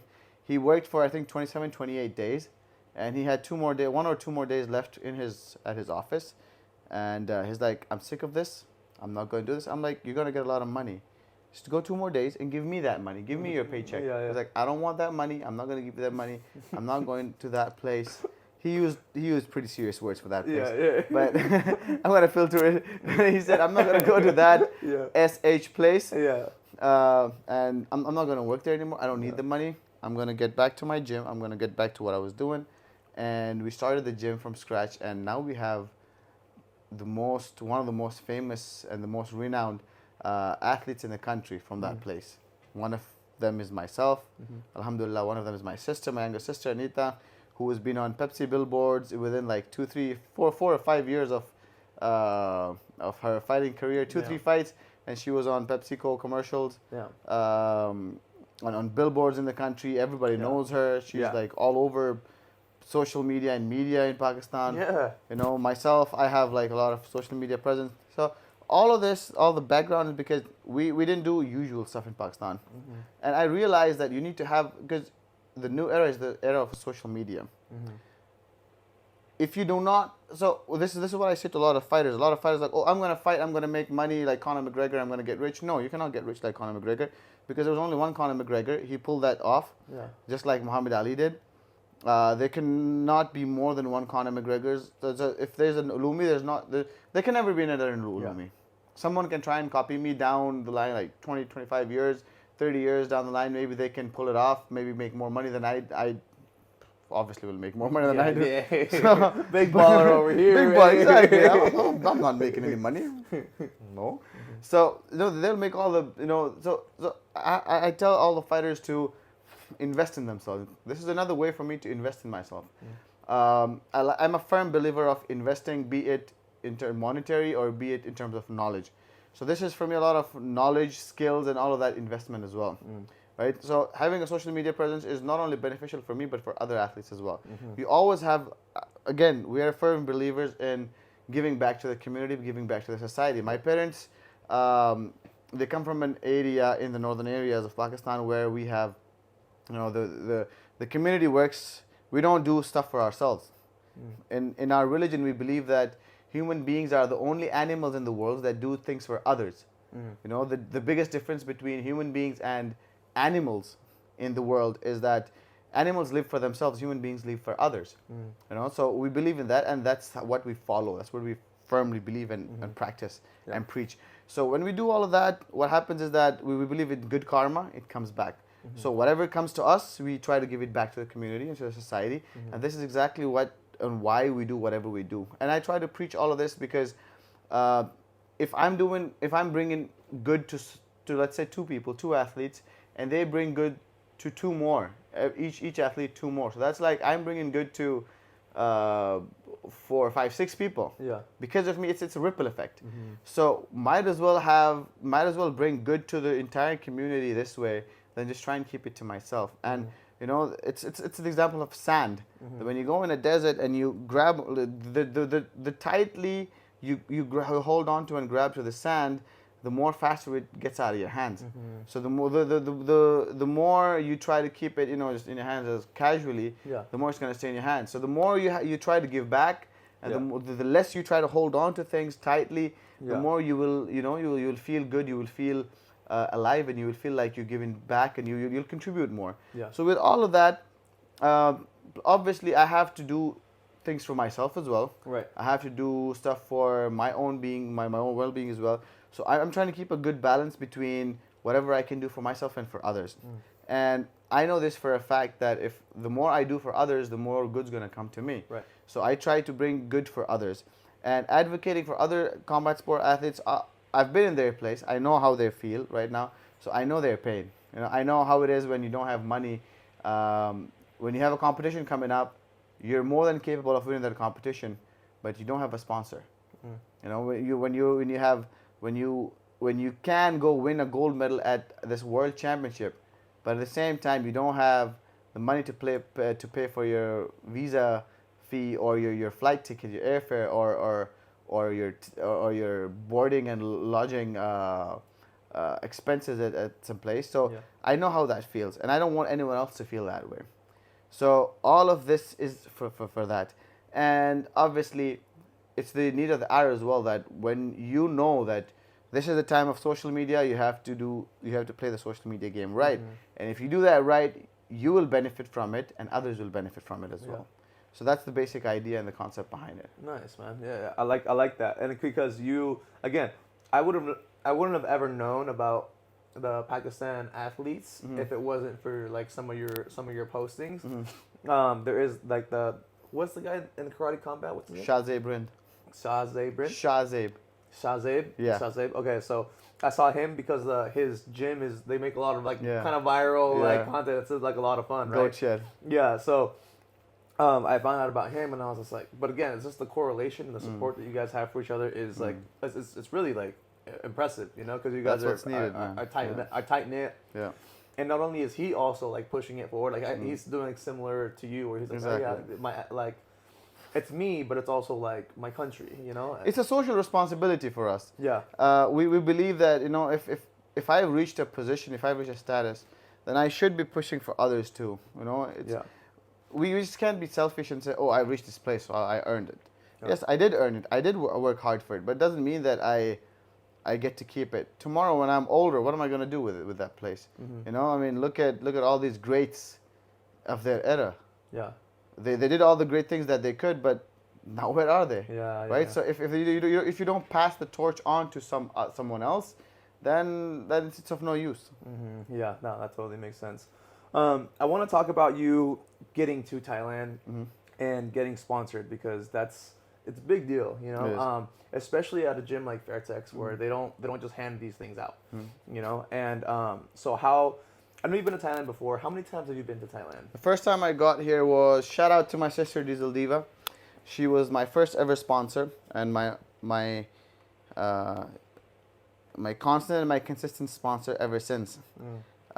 Anytime I need any funds, I need any help, I just send her a message, sis, I need some money. She's like my older sister. She's like a mother figure to me. Anytime I need money, she's like, bro, how much do you need? And sometimes she doesn't even ask how much I need. Now that I have a bank account, I'm like, sis, this is my new bank account. And she transferred me some money. Excuse me. And she was like, oh, I was just testing it. I was like, should I send the money back? She's like, no, I sent it to you. Yeah. I'm like, oh, thank you, you're going to make me cry. Yeah. You know? So she's like my fairy godmother. So she was the one who first got me to Thailand, 2014, Phuket top team. I trained there for 2.5 months, and I got noticed there. I fought 3 Muay Thai fights in Phuket. I got noticed there. Full Metal Dojo offered me a fight in November. She flew me back to Thailand for that fight. I fought in Full Metal Dojo. Even though I lost to Imulo, the guy that Mark Tomahawk elbowed. Oh, okay. I lost to him decision. And after that, 2015, she sent me to Team Quest, North Chiang Mai. That's where I met Mark. That's where I trained with Mark and all the first time. Here at Fairtex? No, I met him at Team Quest Chiang Mai. Okay. 2015, the first time I met Mark. Yeah, but I'm talking about Mark from Fairtex. Yeah, yes, okay. yeah. So 2015 and 2015, Team Quest Chiang Mai. After that, 2016, I fought in the Philippines. She paid for my flights and all. Wow. And so she helped me get to this level that people know me now. After that, I got back to Thailand when Anita had her first fight in OWS, One Warrior Series. There was this One Warrior Series, the One Championship had started. Yeah. Where Mark got his contract for One Championship. Yeah. Stamp and Y2K too, yes, yeah? Stamp actually, not Y2K. Okay. Only Stamp. Stamp and Mark, they got their One Championship contracts from OWS, One Warrior Series. Okay. So Anita had her first fight there. She had trained for I think 2.5 months, properly trained for 2.5 months. That was her first ever fight, her debut fight, and that was her pro fight. Her telling me that. Yeah, and even though she lost, but the scouts from Fairtex, which was I think it was Sparky. Yeah. He saw her there and he was like, "You have great potential. This for your first fight. It was not too bad. So would you, why don't you come over to Fairtex, train with us for 2 months, see how you like it, fight, and then if you like it here, then we'll sponsor you." And she fought. They liked her. They wanted to sponsor her. They called her back. And she said, Baiji, why don't you come with me? I was on a two-fight losing streak. And I was like, yeah, I'll just get out of the country, get some fresh air and all. So I get back here. Stamp was supposed to fight this girl, Asha Roka. She had a camp. And I happened to help her, and Big Boss noticed me. And he's like, you have good knowledge, you have good eye. How long can you stay in Thailand for? I'm like, if I could, I would stay here for the rest of my life. And he's like, we'll get that sorted. Sign the contract. Would you want to sign the contract? And I called my brother the first thing, and he's like, why do you even have to ask me? Yeah. I was like, okay, BRB, signing contract. Yeah. So they were kind enough to, hand me the contract that way, and then I helped them, all of that. So it wasn't easy. They didn't just tell me to sign the contract. They made me fight at JF first. And they saw what level I was. They saw me train, spar, every single thing. They basically scrutinized everything. There was a screening process for me. And then after that, they were like, okay, you're Fairtex material. And Fairtex material is basically having a big heart and the will to grow. If you want to grow and learn, and you show that you work hard, you grow, and you have a big heart, that's Fairtex material. And then that's what Fairtex basically wants. Yeah, no, it's dope, man. It's like, I feel a lot of people come and really work for it, but like, oh, I want to get sponsored for a month and a half. So the biggest turning point for me was we were doing box jumps, strength and conditioning, and I did box jump, and you've seen those the big things, the metallic steppers at Fairtex at this SNC area. Probably. The big, what's it called, man? The big stools. Yeah. So you've seen that the sides are chipped. They're made of steel, and the top is rubber, but the side is chipped. So we were doing jumps on those, like high jumps. Yeah. And when I did jump, one of the reps, I jumped and my foot slipped and I banged my shin on it, and I had a fracture in my shin. Oh shit. And I didn't know that. And I used to live on 3rd Road, near Big C. That was almost like 3.5 kilometers. And I would walk every day, 3 sessions every day. I would walk back and forth, and I was living in a youth hostel. And I think Sparky saw that, and I had a huge, wrapping around my shin and had a shin pad on top, and I wouldn't miss training. And I would walk every day, and I think he noticed me walking 3 times. And Prem said, oh, you walk from pretty far. I mean, why don't you move in with Anita? I was like, well, she has a teammate, and I don't have the money to live anywhere closer, and that's the only pocket-friendly place that I know of. And plus, I have to pay you guys as well. So when I get the money, I'll pay you guys for the training and everything. He's like, don't worry about the training. Move somewhere close by. I was like, well, I can't at this point. I don't have the money. And they were like, okay, then we'll give you a room here. So that's when they saw that, okay, this guy is dedicated. This guy is committed to, training. And he's limping on one leg.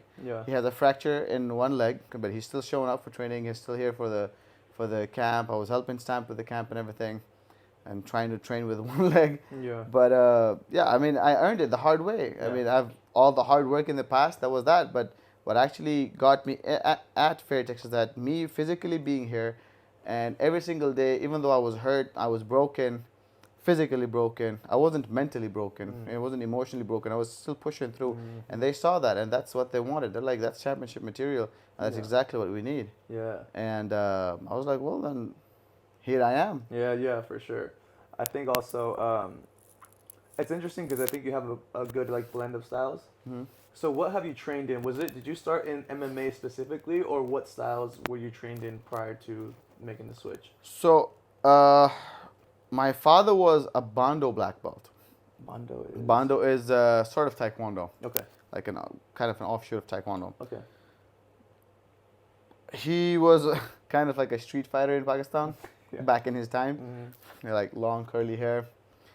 So we moved to the town called Gilgit, which was like the most developed town in the northern areas. We moved there, and one of my father's cousins, relatives, he used to teach martial arts. So my dad told him to come over to our house and teach us. So I don't even remember. We're like 3, 4, 5 years old, and we started training in Bando. After that, we stopped all of that, and then I developed an itch for martial arts, and I started training in Wushu. So I would go to this Wushu club and watching these Chinese wushu movies and all. Oh, you practice your wushu. Yeah. You know, all of that. And I would just go to these clubs and I would like their Chinese traditional dress. And I want one of those dresses. I want those uniforms. And I was so keen and eager to get those uniforms. Yeah. So I joined one of those academies. Started with tiger and monkey style training. Is it like in the movies where they're like, wow? Yeah, like like all together, like the big lines and rows. Oh, Yeah, that's sick. But we didn't have big lines. We had like 5 guys at the dojo. But we had a legit instructor. Okay. He was legit, and I wanted to compete, but I never got the chance to compete. After that, when I moved to the city in 2004, and to Islamabad, I started training in Taekwondo officially under the national team. Okay. So the members of the national team, they had they conducted this camp under International Olympic Committee at our prayers hall, and we started training Taekwondo. So I formally started training in 2004. Got my black belt under the national team in Taekwondo 2006, and then my brothers were like, okay, what next? And then they started teaching me freestyle because I was a relatively weak kid. Didn't know how to fight. So this is freestyle wrestling? No, they just wanted to teach me self-defense. Okay. And then we stumbled upon MMA, and then we started a bit of boxing, a bit of freestyle wrestling, and a bit of jiu-jitsu. So we mixed it all together, learned whatever we could, and just evolved from there. So it was just, we could call it free fighting. Okay. But it was like more like freestyle fighting. Yeah. But my base is basically Taekwondo, which, I mean, you can see in my footwork, my kicks. Yeah. So I started off Taekwondo, but once I started wrestling properly, grappling, I fell in love with that. And I felt that I have more inclination towards grappling. And then I started grappling more. I started jiu-jitsu, and then there was no stopping. Interesting. Were you at Fairtex? Did you get your purple belt at Fairtex, or were you already a purple belt when you came? No, I got my purple belt in China. One of my professors. My jiu-jitsu journey has been pretty weird.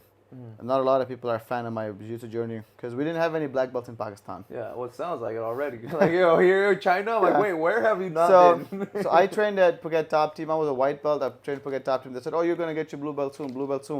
So I was like, okay, I'll probably get my blue belt in Phuket. Okay.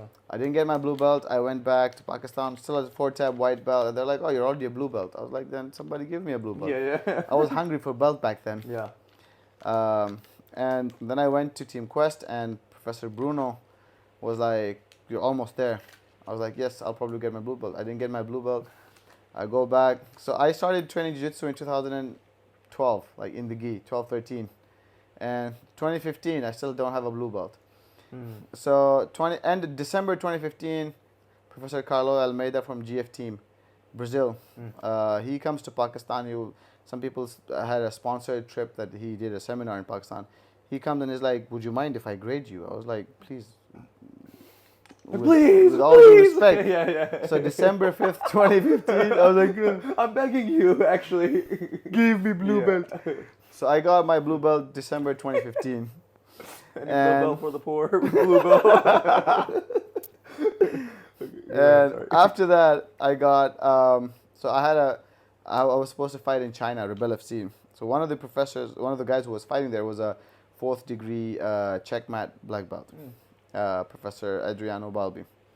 So he asked me, if I, my manager actually at that point, he told him that, he asked me, is there any problem if some black belt wants to grade you? He will test you and grade you. I was like, no worries at all. So I asked this professor who graded me blue belt, he's like, if anybody grades you, no problem. This is like, you're MMA guys. You go camp to camp, you get graded, I have no problem with that. So you're not like strictly BJJ guys. So I was like, cool. So he was open to the ideas, and the other guy was like, okay, I'm going to test you. So he tested me for, I think, 45 minutes. Then we rolled for 45 minutes with different levels, white belts, blue belts. And then he gave me my purple belt in my opponent's gym in China. That's sick. It was a weird story, but it was beautiful. Yeah. So he gave me a certificate. He gave me, he tested me, graded me, and he gave me my purple belt. So I got my purple belt 6 years ago in China. Okay. And and then there were times when my professor said, "Oh, I think you're ready for a brown belt." I'm like, "Nah, I don't think so." Yeah. And now that I train with a lot of killers, blues, and purples, I'm like, am I even ready for the brown? Like, sometimes I even question my purple belt. But I know I am a solid purple belt. I'm a 4-tab purple belt, almost brown. If you look at the time, that I'm a brown belt, but I'm not chasing belts anymore. I don't worry if I'm a purple or a blue or a brown. I know that I'm a fighter.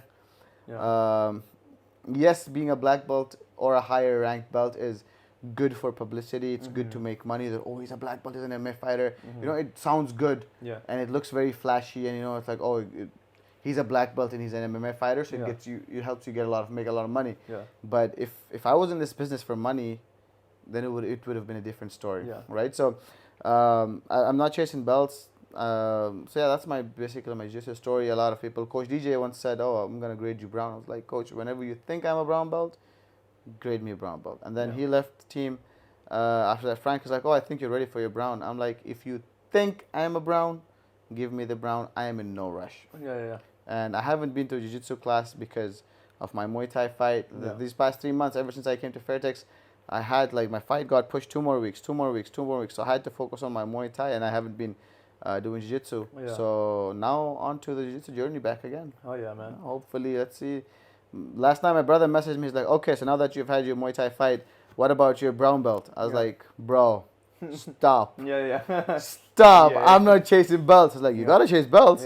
You already have 4 championship belts. You gotta chase this belt too. I'm I'm not chasing belt. I'll get it whenever I'll get it. You know, whenever I'm deserving of a brown belt, I'll get it. But I'm not like hungry for a brown belt, asking professors, brown belt for the poor, brown belt for the poor.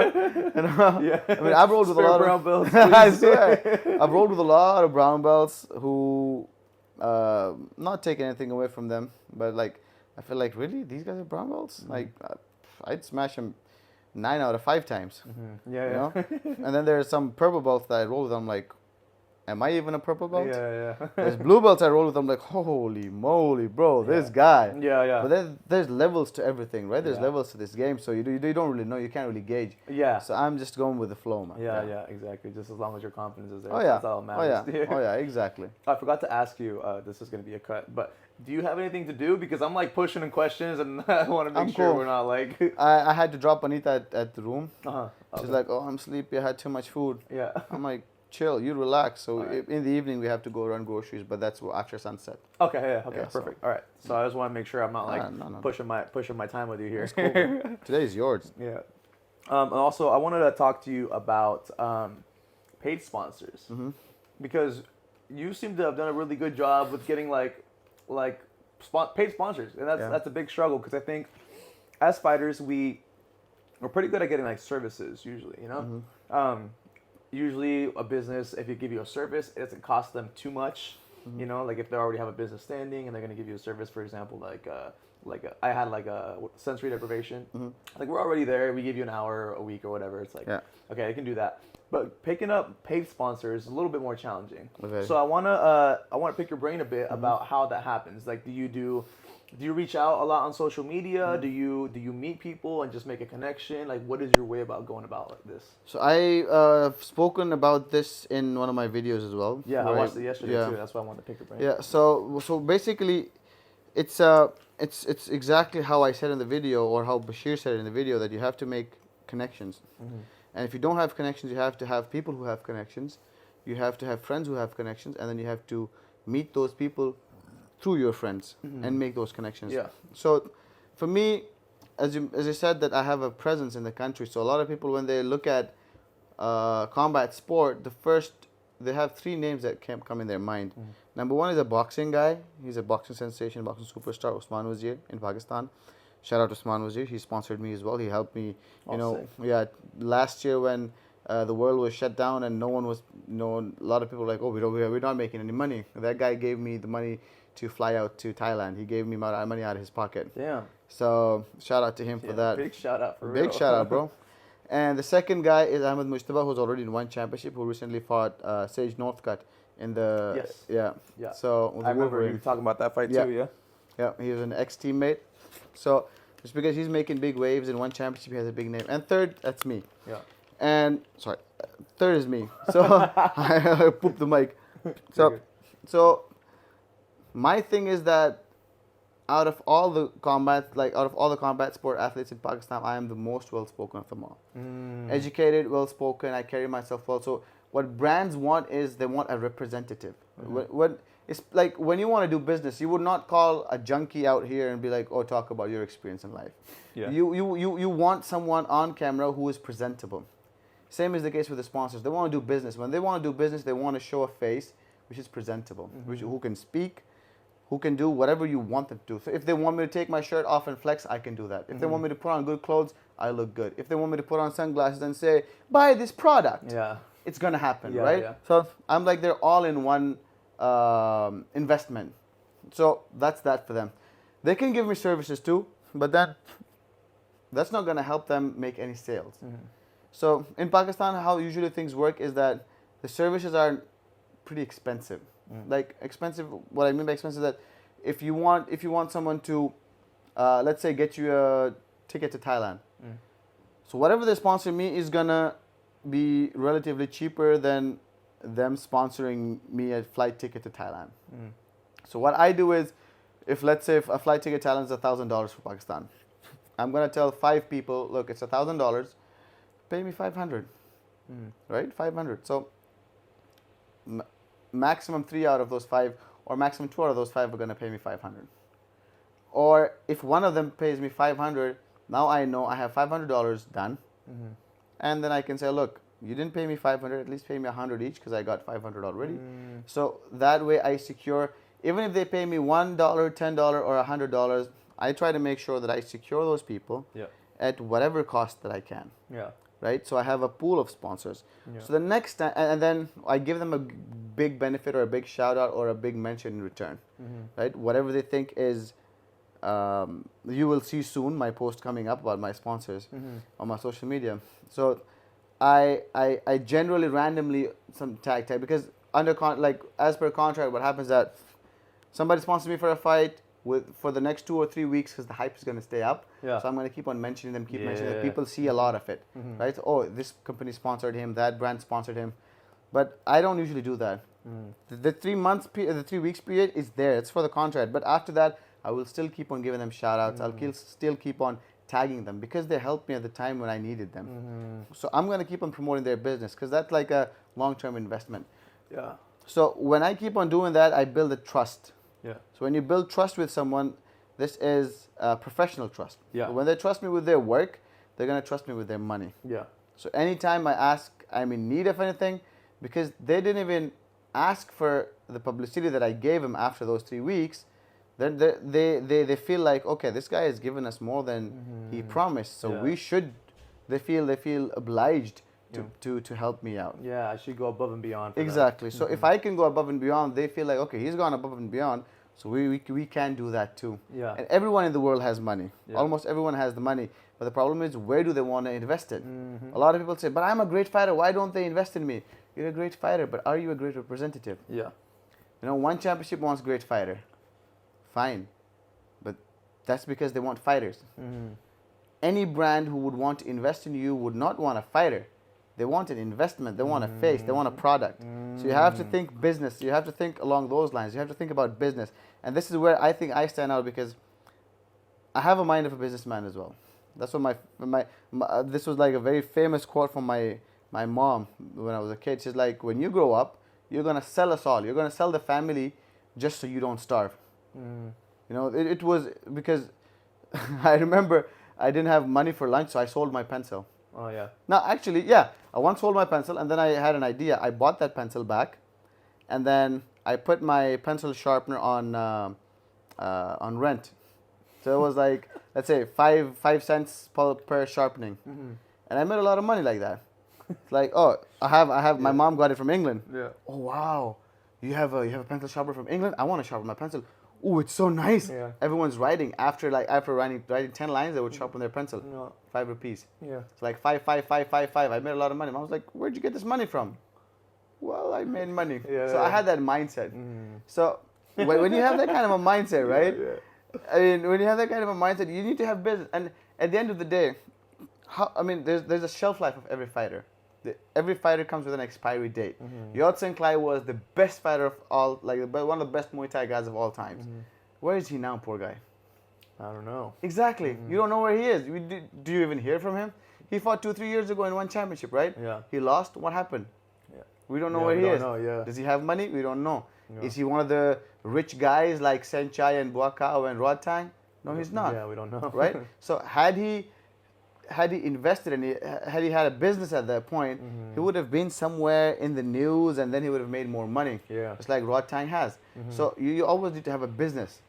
And it doesn't matter what kind of small business, big business, whatever it is. You need to have some sort of business, a side hustle, which will help you make money. Yeah. Which will help you actually not make money, but which will help you get the things that you want, right? That will so you don't have to spend a lot of money in buying what you need and what you want, and have no savings and get broke at the end of the day. Yeah. So when you start thinking along these lines, this is like a very deep philosophical and a very business perspective kind of a thing. But once you start thinking about these things, then you realize, oh, okay, this is what brands want, and you have to think, because it is business. Yeah. And it's strictly business.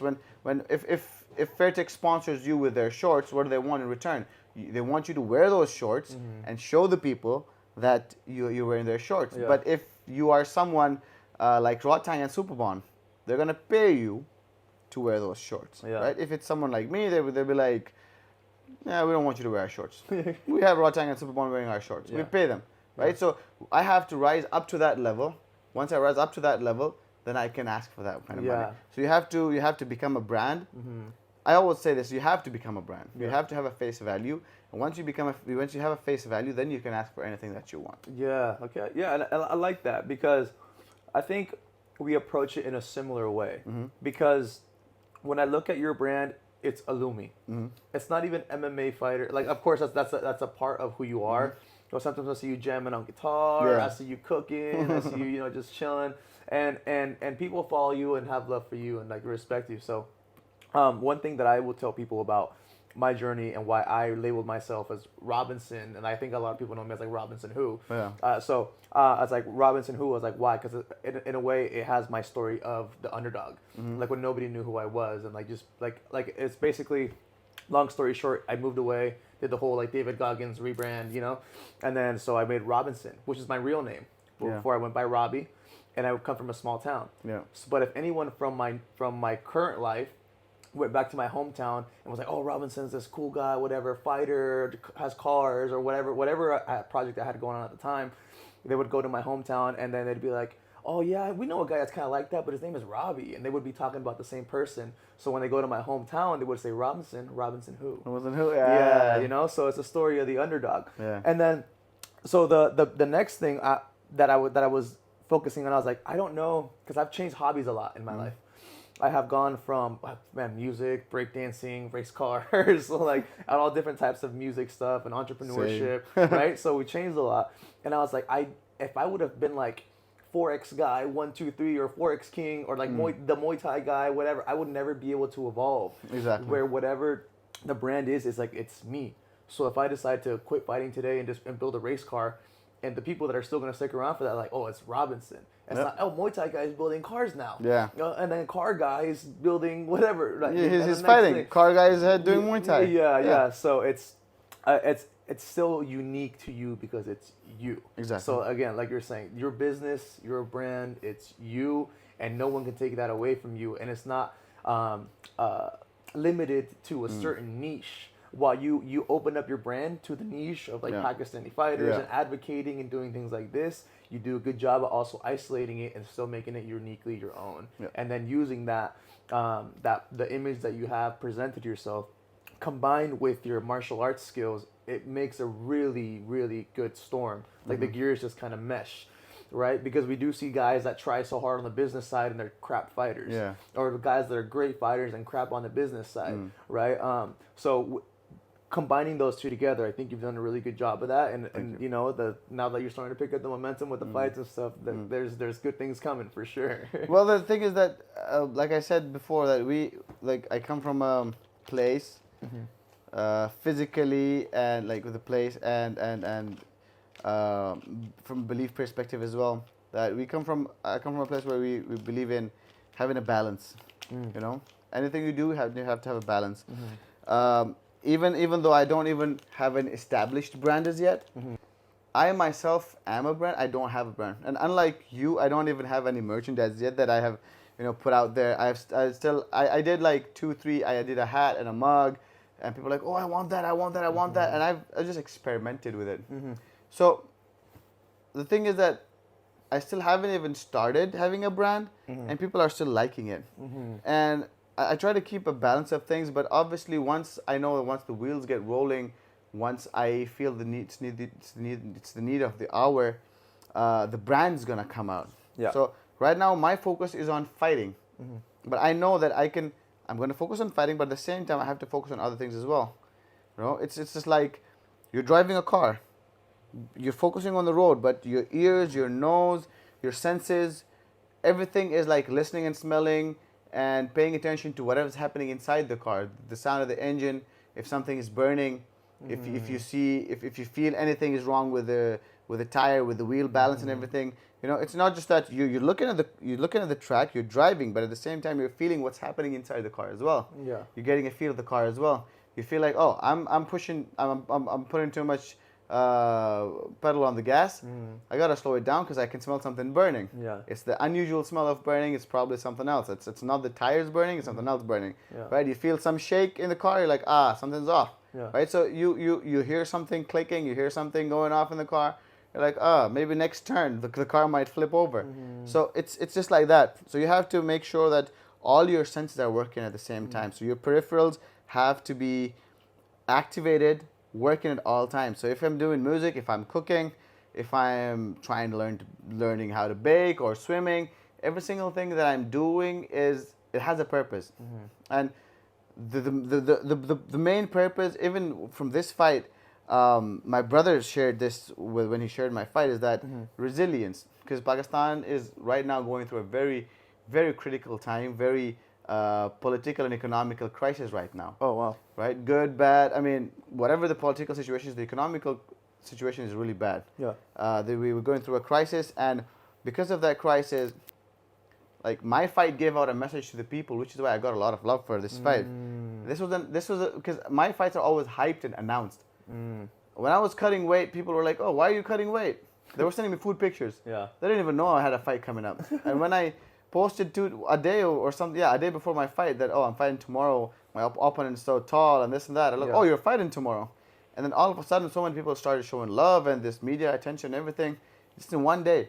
The reason being, they see that, okay, this guy fought the way he fought like a Pakistani, because what Pakistan has been through is a lot of trouble coming, a lot of like pressure onto us, and then we show resilience. We're like, okay, we may face a lot of problems, just like my fight. Throw all you want, but I'm gonna win at the end of it. I'm gonna. So that's the basic message, that every single thing that I do that has a very core, like a very basic message to it, and every single time that message is that spirit of not giving up, which is exactly why people love me the most. And I personally believe that out of all the combat sport athletes or any other athletes or any celebrity, why people love me is because of this resilience, because people can relate to me that. And in their everyday life and in my fight life, they see the similarity. They can relate to it, which is why I get the love that I get. Yeah, no, definitely, man. Yeah, and I see it. Like I don't even know how many stories I had to click through. I was like, I see it. It's like you can't even see the line. It's just. Man, it's I like was tired, and people were like, "You didn't share my story." I was like, "I'm sorry, I'm tired. Man's got to shower. Man's got to eat." And one of my friends was like, "Oh, baby's tired." I was like, "Bro, stop." My thumbs are sore, bro. I swear, I was like, "Thank you." I was like, and then I make a video on my Twitter. And I'm like, "Ladies and gentlemen, I can't thank all of you individually, but I would want to thank you all." And people are still messaging me, "Yeah, but you've got to share my story. You have to share my story." I don't even know those people, but they're like, "Uloomi, you have to share my story." I was like, "Yes, sir, I will share yours." So I had to, you have to give back the love that you receive. Yeah. So yeah, that's that, man. I'm grateful. I'm grateful. That's awesome, brother. Yeah, and it's good because all the things that we're talking about with like branding and stuff like that, this is all fuel for collecting sponsors and stuff like that, right? So it's like, hey man, I want a sponsorship for an energy drink. It's like, who are you? It's like, what do you do? What are your pillars? What do you value? Like, what are your morals? Like, does it align with what we got going on? So once you figure out what you got who you are, what you represent, what you stand for. And it doesn't have to be like, oh, I stand for social justice or whatever. Yeah. It just has to be something that's important to you. Like it just be like, all right, like for example, just a goofy one off the top of my head. It's like, my name is Robinson and I like fast cars. But it's like, but I want to get sponsored by a marshmallow company, and there's like these two don't go together. Like, where's the common ground? Like, so you have to kind of figure out like, okay, I like race cars, so I should probably go to a turbo company and see if they will give me discounted prices or a discount code. But at the same time, sorry to interrupt, but at the same good. time, when so many people can relate to you and so many people look at you, this is where these companies look at you as a business point of view. They're like, oh, he has the attention of the masses, he has the attention of the people, and the people are they're the consumers. They're the buy everything. Yeah. So let's say one of the tire companies say, look, we're going to give you free wheels, and we're going to sponsor you. Yeah. Right? Just post about us every week. Yeah. You start posting, and people see, oh, he's using those tires. We trust this guy, and he trusts these tires. So next time we get a tire, we're going to go there. Yeah. And you say, oh, next time you go, get a 5% or 1% discount. Use Robinson Who as your discount code, whatever. Give my reference for a discount, even if there is no discount. Yeah. Even when I'm not saying that lie to people, but even when there is no discount, you just say that you'll get a discount. Yeah. Sometimes brands say, oh, he came from his reference, give him a discount. Yeah. And that's how things work in Pakistan. Yeah. Oh, interesting. That a lot, like one of the brands that sponsors me is Himalayan Healing Shilajit. A lot of people and they only export. They do business in Pakistan. After they sponsored me, a lot of people started asking for, does it really work, bro? I'm like, well, it works for me. Yeah. I'm gonna order. So the orders in Pakistan started going up. And a lot of people are like, oh, if Uloomi is ordering it and he's feeling good, we should order it too. Yeah. And then they started using it. They started feeling better. They started ordering for their families and started ordering big. And now people are using a lot of Shilajit in Pakistan. And when that happened, these guys are like, you know what? Give these guys a discount. Yeah. We have a business. We have an established business anyway. So if someone comes with Uloomi's reference, give them a discount. So they didn't have business in Pakistan. They started the business in Pakistan, doing local business, and they started giving them discounts just because Uloomi said so. And now people want to buy. And seeing that, other brands will be like, oh, this guy has their attention. Yeah. I want him. So for me, for business perspective, for me, it's brand loyalty. If someone says, a competitor, if my sponsor says, oh, we want to sponsor you, I'd be like, well, how much can you pay? Yeah. They say, how much are they paying? I'm not telling you that. Yeah. They pay me a lot of money. Yeah. So if you pay me this much money, then I'll do. Oh, yeah, but that's too expensive. All right, thank you. Yeah. And if they say yes, I'd say, no, I'm not a sellout. I'm loyal to my brand. Yeah. And then obviously the word's going to get to my brand, my sponsor. Yeah. And he's going to know I'm loyal to him. So obviously then he's going to feel like, you know what, he's shown me loyalty. I need to show him loyalty too. I need to reward him. Yeah. So it's a give and take. Again, at the end of the day, it's all business. Yeah. It doesn't matter what you do, who you are, whatever techniques or whatever tactics you use. At the end of the day, it's business. Yeah. People want to sell product. If you want to sell your shirt, you're gonna go out there and show that product. You want someone to wear. You want Raw Tank to wear it. You want Superbond to wear it. Yeah. And Raw Tank and Superbond be like, oh, I'm wearing Robinson Who. People are like, oh, that's a nice shirt. Yeah. If someone is wearing it, if I am wearing it, let's say I'm a nobody, and I'm wearing it and people watch me wear it, they're like, yeah, nice shirt, yeah, whatever. If Raw Tank and Superbond are wearing it, oh, nice shirt, where'd you get that from? Yeah. Can I get that? Yeah. When can I order it from? Right. So it has now a face value attached to it. When the face value is attached to it, now people want to get it. Yeah. So that's another, secret trade of the business. Yeah. Which I'm giving out for free. Yeah. So it's welcome. all business. So you have to think along these lines. If you don't think along these lines, then you cannot do business. Yeah. Then hire a manager. Yeah. Get a manager who will think along these lines for you, who would do business for you. Yeah. Pay them good so they can get you good money. Yeah. And if you think that you're going to cheap it out by not paying your manager and not helping or not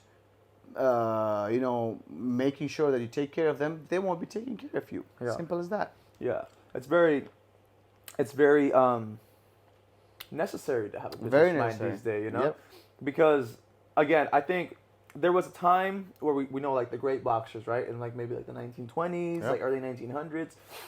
there was like that golden era, and there's a boxer. I'm gonna butcher the story. I'm gonna butcher the names of who it is, but there was a boxer who said, "I was a great fighter.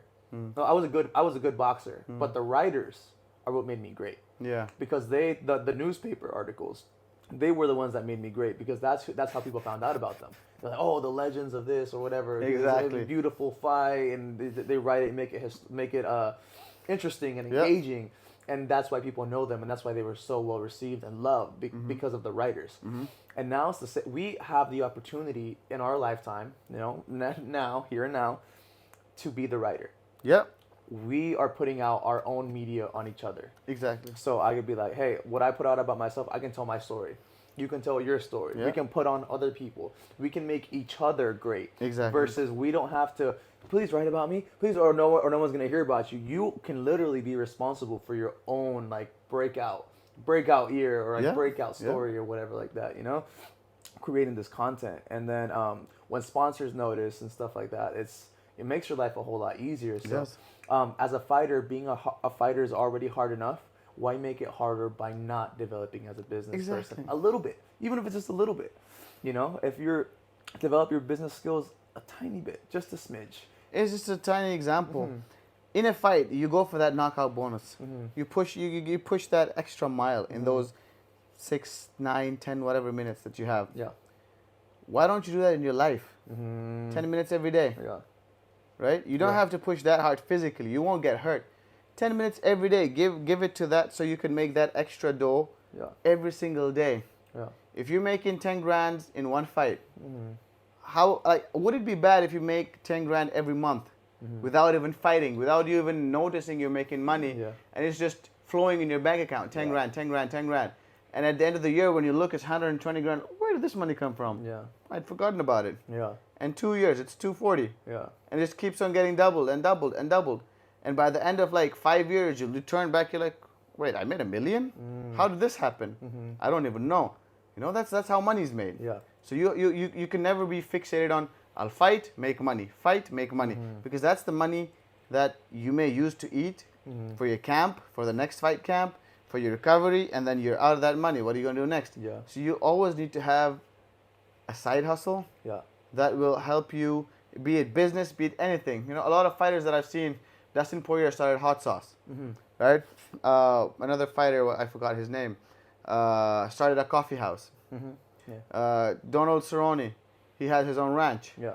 Right? Everyone has some kind of stuff going on. Yeah. Mighty Mouse has his own YouTube thing, online streaming going on for his gaming. Yeah. Everyone's making money, even though they're making big money. Conor McGregor made big money, but he has his whiskey and his left-right businesses. Masvidal, yeah. Exactly. Yeah. Masvidal has his promotion and his what's his liquor? Oh, does he have liquor? His tequila. Oh, yeah, nice. Yeah, tequila. Right? Rock, Dwayne Johnson. He has tequila. Yeah, tequila, yeah. So all these people have their businesses on the side. They have this main source of income, which they use. They use a chunk of that money, invest it somewhere else, and make more money. So that's called making money from money. Yeah. So you can either do that, or you can have a side business, which is an investment, or which is anything, which is going to make you passive income. Yeah. And with that passive income, you make keep on making a bit more money. That's just helping you sustain your lifestyle. Yeah, definitely. And I think these are lessons that we take from martial arts. Yep. And if you don't apply these lessons from martial arts to trading, like to your training, to your life. Sorry, not training. You can pull these lessons from martial arts. That's what we do every round, right? Yep. At the end of the round, all right. Get tired at the end of the round. All right, 10 more kicks, or you work past the bell. You have to do 20 more kicks or do certain punches, and it's like that is what makes you great. Exactly. That is the push that you need. It's not to the bell. It's from the bell beyond. Or that training period beyond. Are you going to be smart with your recovery? Are you going to be smart? Or can you push a little bit more? You feel that you can push more, so you're gonna go do that extra little push to get that in your head. Like, I got more in me, Just like in this fight, Kruvira was making me do 50 kicks at the end of the round, and I was like, but the time is off. He's like, I don't care, give me 50 kicks. Yeah. I'm like, okay, 50, 50, 50, like 50 right, 50 left, 100 kicks, and I'm like, I'm tired. Yeah. And in the fight, in the third round, when I was throwing kicks, I was like, I'm not even throwing hard kicks. Yeah. I was just standing straight and just whipping my leg, and that hurt him too bad, and that is what earned me the bonus, because the way I had practiced low kicks was just go in and chop the legs like I throw like an axe, your leg, you just go through the kick. Yeah. And that's what when I wanted to do that, I couldn't and I didn't. Yeah. Right. Not that I was tired, like I just didn't have that timing and the angle to do that and the placement. But when I threw the kicks, I hit him hard and it hurt him and it earned me the knockout. And those were, like you said, the extra mile that I went. Yeah. The extra 50 kicks at the end of every round is what gave me the pop and the snap and the kick to get the finish. Yeah, no, definitely. And I think like what we're talking about, in theory, it sounds so simple. It's like we're just telling you, yeah, just do a little bit extra, just work a little bit. But we both understand. Like people may think like, oh, these guys are just telling me like it's so easy. It's like it's hard. Just do it, bro. Yeah, just do it. Look, it is hard. I have a hard time reading. I have a hard time actually focusing on my content. I have a hard time like booking guests. I have a hard time being creative. But it's that push that when I do that, I know that like this is where the real investment is. Fighting is my passion. It's my love, and I hope and I'm almost positive I'm gonna make money from it, right? Yep. But where the real wealth is coming in, as you were just saying, from these other fighters, is what they invest in. So if I don't have the knowledge to invest in something, by the time I get the money from the fighting, what then? When that money runs out, it's like, now what? And there's another factor to it. A lot of people will say, oh, but we don't have the time to do it. I train myself. I have to come up with strength and conditioning workouts and plans for the MMA team and whoever is joining the class. Yeah. I have to do all of that. Yeah. I have to watch whoever's fighting their opponent's tapes. Yeah. I have to see what the patterns are. So I always, and then I have to do my work as well. Yeah. So I always have to, and then I have my social media stuff, come up with ideas and all of that, cook for myself, clean. I like to, if you see my place, it's spotless. I have an OCD. Something goes off, I have to make sure that it's right. Laundry, from laundry to the room to the bathroom, everything is spotless, clean. Yeah. So I'm never resting. And I'm not saying that you should do that as well, but at the same time, you can always make time for everything, right? I was cutting weight. I was doing all of this and then cutting weight. Every night I was sitting in the hot sauna tub. 30 minutes when the water is, like the hot water is running into the tub, I was writing something. I have to time everything. But I don't have the time to do this. I don't have the time to do that. You have to make time. Yeah. You have to take out those 5-10 minutes when you're sitting like, oh, I'm tired. Yeah. Thank God I have 5 minutes. I'm just going to scroll through my phone. No. Yeah. Take out your notepad or even on your phone or whatever, write the idea down. Tomorrow, same time, when you're sitting down and saying, oh, I'm going to scroll through my Instagram for 5 minutes, try to execute that plan. Yeah. Work on that plan. The next day, 5 minutes, 5 minutes, 5 minutes, 5 minutes. So the 10 days, when you give it 5 minutes, you actually gave it 50 minutes in 10 days. Yeah. So 50 minutes is a lot of time that you give to your idea and you actually worked on it. You implemented it. Yeah, no, definitely. Yeah, there's even, we had Megan Washam on for my second episode here, and she works at Google. Yeah, exactly. She has a very intense job, She works at Google. She fights part-time. Yeah. Actually, full-time. Full-time, yeah. Full-time job, full-time fighting, Yeah. full-time training. Yeah. I mean, and every single time I watch her social media stories, I'm like, this woman's balling. Yeah, yeah. She's always busy, like she's never free. Yeah, And yeah. she's living as if like, hey, I have such a great life. Yeah. It's a very hard life. Yeah. But she still has a smile on her face, but Yeah. because she chose it. And the biggest thing that I want to preach here is that it's your life. You choose your hardships. Yeah. If you choose to relax right now, then don't cry about not having money or not. When you bear you will always bear the consequences. You always bear the fruits, reap the fruits of whatever seeds you sow. So if you rest right now and you don't have money tomorrow, don't complain about it because that's the decision that you took. That's the choice that you made. Yeah. If you work today and have the money tomorrow, don't boast about it because you made the decision. You work today and you have the money tomorrow. Yeah. So either way, whatever happens, you are responsible for it. So you cannot cry about it. You cannot laugh about it. If you want to be proud of it, that's your life, But then at the same time, don't complain about something that you did not do and say, oh, I could not do it. You can do it.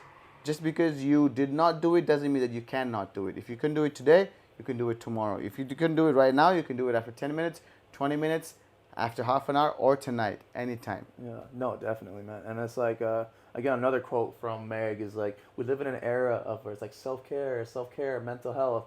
And it's like, yes, but everybody knows their limits. So there is a point where you can go, yeah, I could have gave a little bit more. Exactly. You know? Oh, I took care, like, it's like, hey, is this taking care of myself, or is this just because, like, I'm like treating myself, you know? That's like we confuse like treating yourself with self-care. Exactly. You know, so and again, if whatever season you're in your life, you can be in a grinding season. Yeah. You can be in a, hey, I'm taking care of myself, pulling back season. That's totally good. But some of these points that we're making as fighters, our careers are short, bro. Exactly. We have a very, especially like most fighters, in my experience, start a little bit later, like in our 20s, like early 20s. We come with something. expiry dates, bro. Yeah, and then yeah, maximum like 40, 42 if you're like a Sanchai, and that's like really optimistic. So what we're saying is like, bro, you if this is gonna be your career, if this is gonna be where you make money and where you establish your legacy, it has to be done quick. Yeah. Has to be, the business side has to be polished. You gotta make sure that you make time for everything and make sure plan ahead. Because when you're done fighting, like I don't want to be done fighting and then be a diesel tech. Look, like I knock on when wood. I You started know? fighting, I would think, oh, I'm gonna fight till 44, 46, 48, no problem, because I would see Fedor fighting at that age, and I'm like, oh, I'm gonna do that, because I was young, I was energetic, and I thought I'm gonna stay young like that forever, and I'm like, oh, 34, 44, 46, 48. Now that I'm 32, I'm like, okay, maximum 4 more years. Yeah. If I go way above and beyond, it's 38. Not, I know not more than that. Yeah. But then I think maybe 36. And then there's times that I'm like, should I hang my gloves? Yeah. Yeah. 32 is not too bad. I have good experience. I can start teaching and make decent money. And then I'm like, and there's good days, when I'm like, nah, I can push on till 38, 30, 40, right? And then there's bad days and I'm like, I don't know. Like the first day I sat down in the hot tub to cut weight, I was like, I don't want to do this. I'm not enjoying it. Never mind. I swear. And then the third time I got in the tub, I was like, oh, okay, no. I'm not giving up. That's not me. That was just the first day. I gotta stay disciplined. So it's a discipline. Yeah.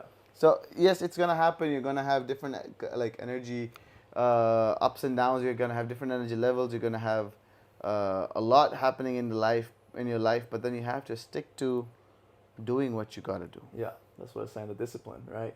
It's not just the motivation, bro. It's just like, and it's funny. Like I'm realizing now as I'm getting older, it's like, yeah, dude, it is discipline, and like, because I'm a sprinter. No matter what I do, I am not a marathoner. Like even when I have like maximum like motivation, discipline, whatever you call it, there's still those days where like my 100% is only 30%. Like, it's like I think I'm giving 100, but that's 30% is all I have that day.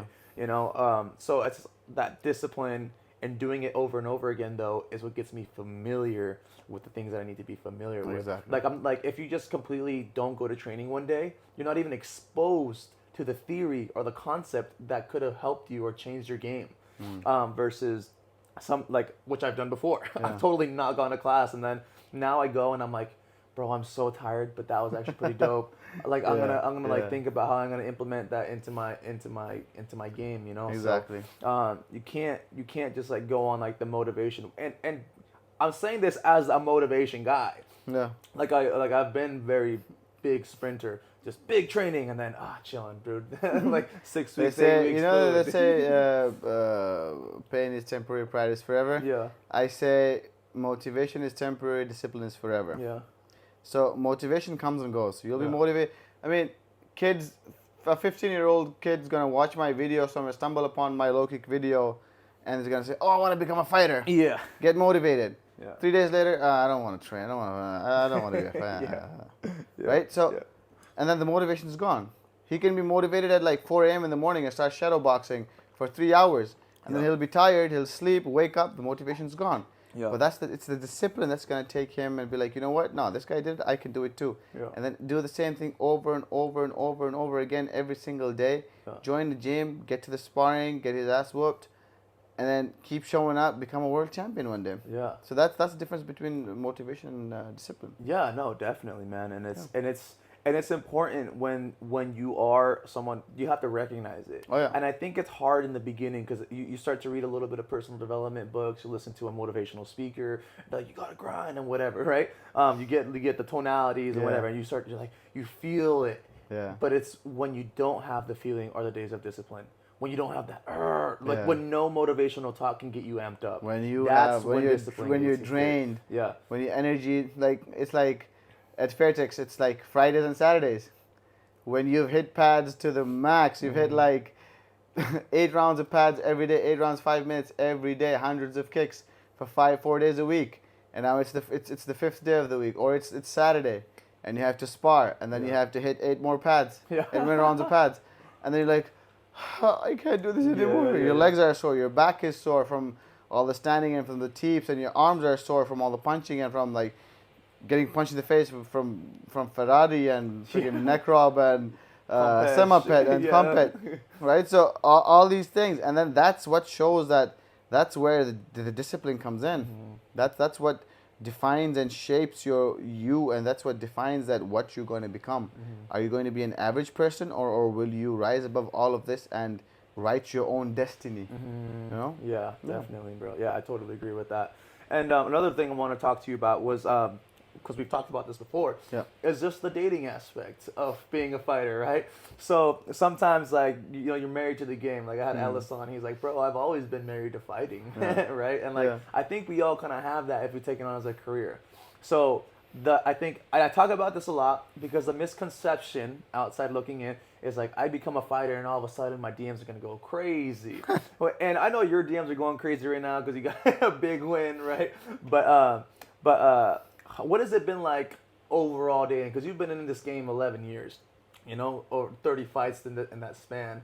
What do you think? Do you think it makes it easier? Do you think it makes it harder? I'm sure you have some wild times. Man, if you look, I'll open my phone and show you my DMs right now. All boys. All boys. Yeah. Shout out to my boys. Y'all rock. Yeah, I we for the freaking love boys y'all. over The here. boys. Man, it's all boys. Like, so proud of you, champ. You're our man. You're our hero. Blah, blah, blah. Some of the ladies like, oh my God, how did you lose all this weight? Can you please tell us the tips and the tricks? We've been trying so hard. We've been going to the gym for 4 weeks, but we can't lose the weight. Yeah. I mean, it's very different. Every country, every area is different. For me, it was different in the beginning because I was a musician, a rock star. Turned, people saw my transition. They thought it was a transition into martial arts. But I was a martial artist, and then in the beginning, and then I joined a band, and I was doing everything side by side. But what was most highlighted at that time was my musical career. So everybody loves a rock star. People go crazy for rock stars. I was doing concerts and left and right, and everyone in my university because I was a crazy guy. You're a wild boy. Ripping my shirt off on stage and friggin'. Hanging the bass really low between my legs in the power stance and friggin' jumping around and no hair but still headbanging with a goatee. The beard. Beard banging. And everyone would like that. I was a showman. And people like that. And especially when you're in your teenage or in your early 20s, the early age girls, they like that. Oh my God, he's a star, So, yes, there was a lot of attraction of that. But once you start getting older, once you start aging, you start seeing the difference between a girl and a woman, a boy and a man. Yes, that's that age where you do all of that. You get the experience of life. Yeah. But experience it. That's a great way of putting it. I have learned. I have learned my ways. I'm very smart like that. So, I mean, like Ellis said, I'm married to the game. I think there's a different approach to it. It's setting your priorities, right? Married to the game is a very huge word for me. I'm not married to the game because marriage is like a lifetime commitment. Married to the game means, my brother was like, oh, I'm married to the game. I'm like, nah, bro. I mean, I'm younger to you, but once you actually get married to a woman, you'll see the difference. And I saw that. Like I've experienced. My sister got married to my brother-in-law. My brother got married to my sister-in-law. They have kids, and I've seen them grow with their families and how the life changes. Everything. And as human beings, we continuously keep on evolving. We're every single second we're evolving. Every single minute, every single day we're evolving. I'm not the same person that I was in the morning. I'm not the same person that I was at the beginning of the conversation, because I had so much to learn from you as well, right? And then half of the things that I said, I didn't even know that I thought of that. They came out of my subconscious. I'm like, oh, wait a second, I said that? And then I learned that from myself. Yeah, so like, now actually. Exactly.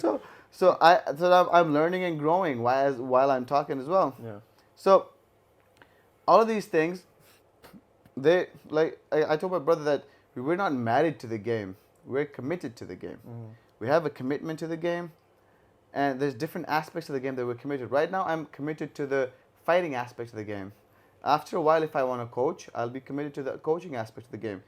I don't know if I want, like tomorrow, if I retire, if I'll become a actor or a model or whatever, like a TV icon or whatever. Yeah, very right? promising careers for you.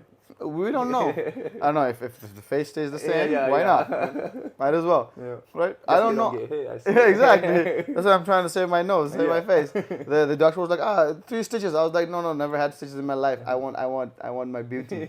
No scars, please. Yeah, I'm gonna be an actor after I'm done fighting. So tape me up, tape me up. No scars. So I mean, that's the thing. So you have to make sure that you are open, like kind of open to it.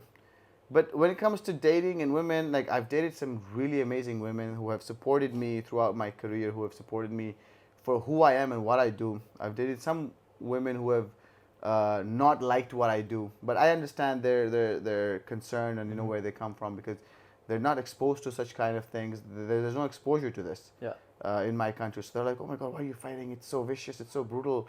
I'm like, a man is supposed to be vicious and brutal, by nature. I'm an old school man. I think along the old school lines, So, if you think of a man, I'm gonna think. If someone says a man, I'm thinking a manly man. Yeah.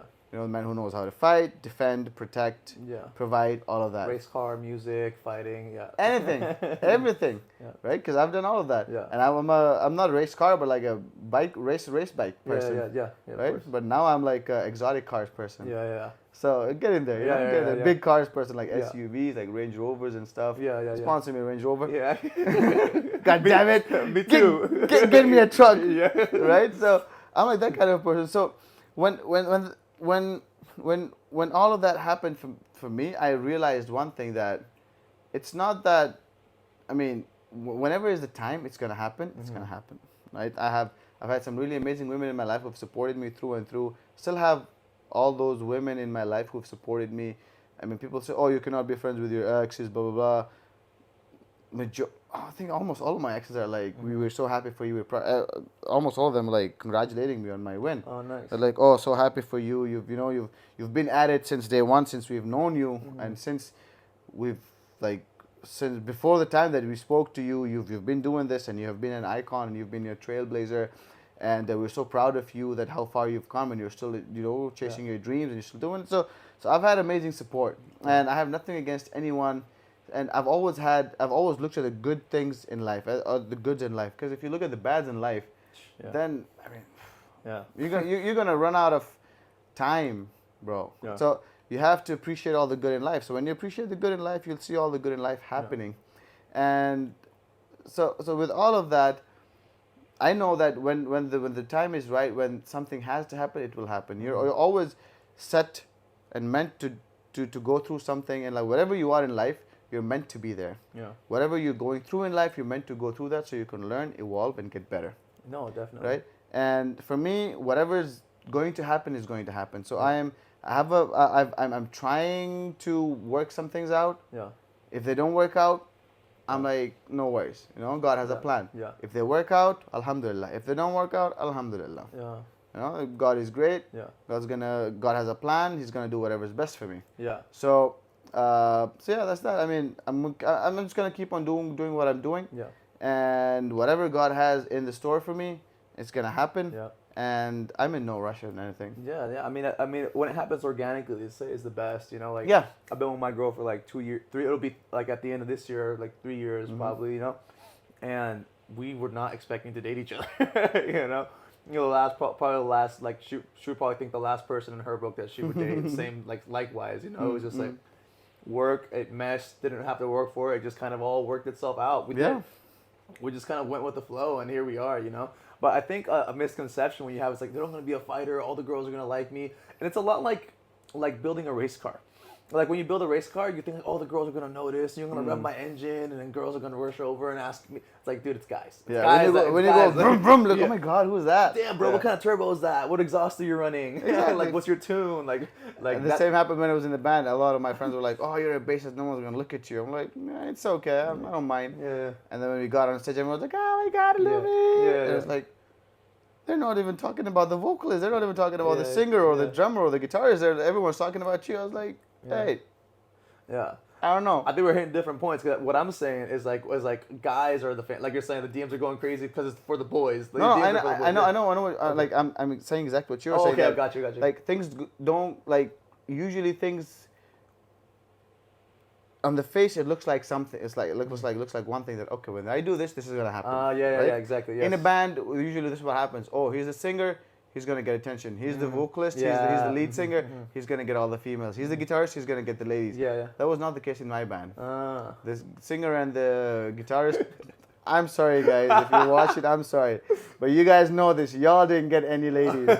They would be like, "Who's that bald guy? Who's that bald guy? Who's that guy in the corner? Who's that monkey on the stage? Who's the guy? Who's the shirtless guy with the abs running around?" I'm never gonna be in a band with you, bro. Bro, I was running around. I was crazy. So getting experience. Experience. Yeah. No, yeah, but it's just a funny thing I like to talk about because I remember like being a kid, you know, and like looking up to these fighters. I'm like, man, they probably like pole, you know, like it's like crazy. And yeah, there is some aspects of being a fighter that are attractive and like, you know, but and that's because physically, aesthetically, you look good. Yeah, exactly. Right. But boys, not all women like shredded, ripped, muscular guys. Yeah. Right? Women are different. Yeah. Please don't say if I go to the gym, I get shredded, girls will like me. No, do it for yourself. When you do it for yourself, you have the confidence. When you carry yourself with confidence, be it a big bear belly or I mean, I'm not saying grow a big bear belly, but like look presentable, be good looking, be in good shape. It's always you know, it's always a plus. It gives you confidence. When you have that confidence, then you don't know which lady you just might attract. Yeah, you know? and I think that's what I think about like in how people say like, oh, like a misconception when you're young. Yeah.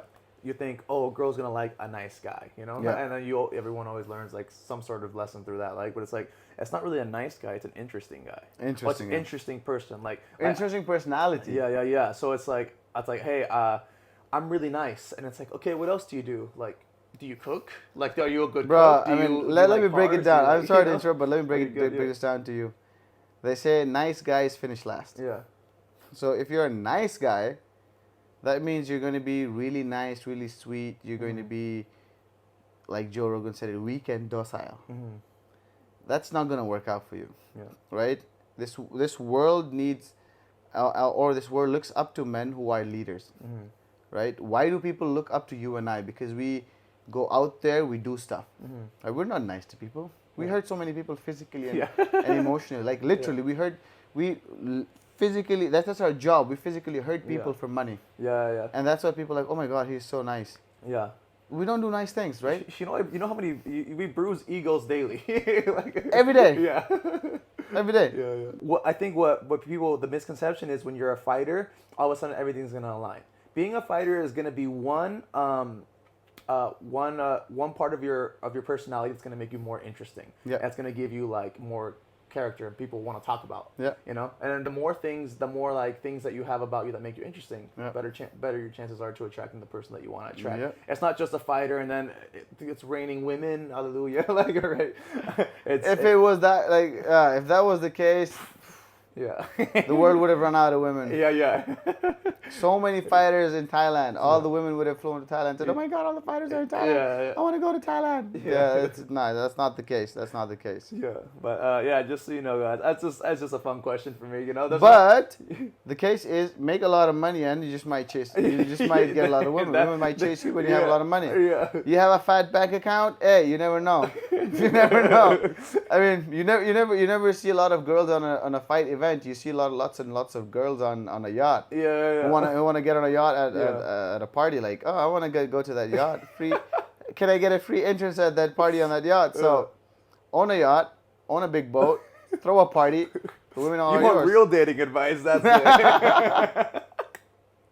Yeah, well, again, don't rely on the money. You're just gonna end up with like a bad sugar baby. But If that's what you want. yeah. Hey. Is there anything that we didn't talk about that you would like to talk about before we wrap things up here? The downside of fighting. Downsides, yeah. Basically, people think fighting is because they see all the highs of the highs of fighting. They never see the lowest of the lows. For like one of the examples when Conor McGregor's foot broke, Damn, yeah. Anderson Silva's foot broke, Chris Weidman's foot broke. All these things, when these happened, when the fighters hit the lowest, when the fighters lose, when the fighters are on a losing streak, you know what happens then? Everybody sees the high side, the nice side, the happy side. Oh, it's a happy ending. No, it's not. Yeah. Like when I was winning, everyone was like, oh yeah, Uloomi. Yeah.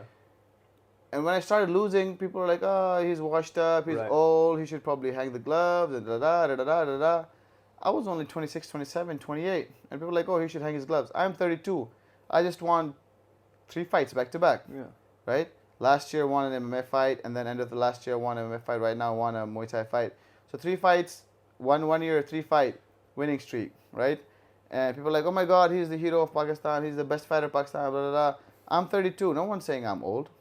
So, I mean, the downside of fighting is really dark. 6 years, I had 3 fights, 3-fight losing streak. I was hitting my lowest point. Like, I literally did hit the lowest point in my life because relationship-wise as well, I hit low.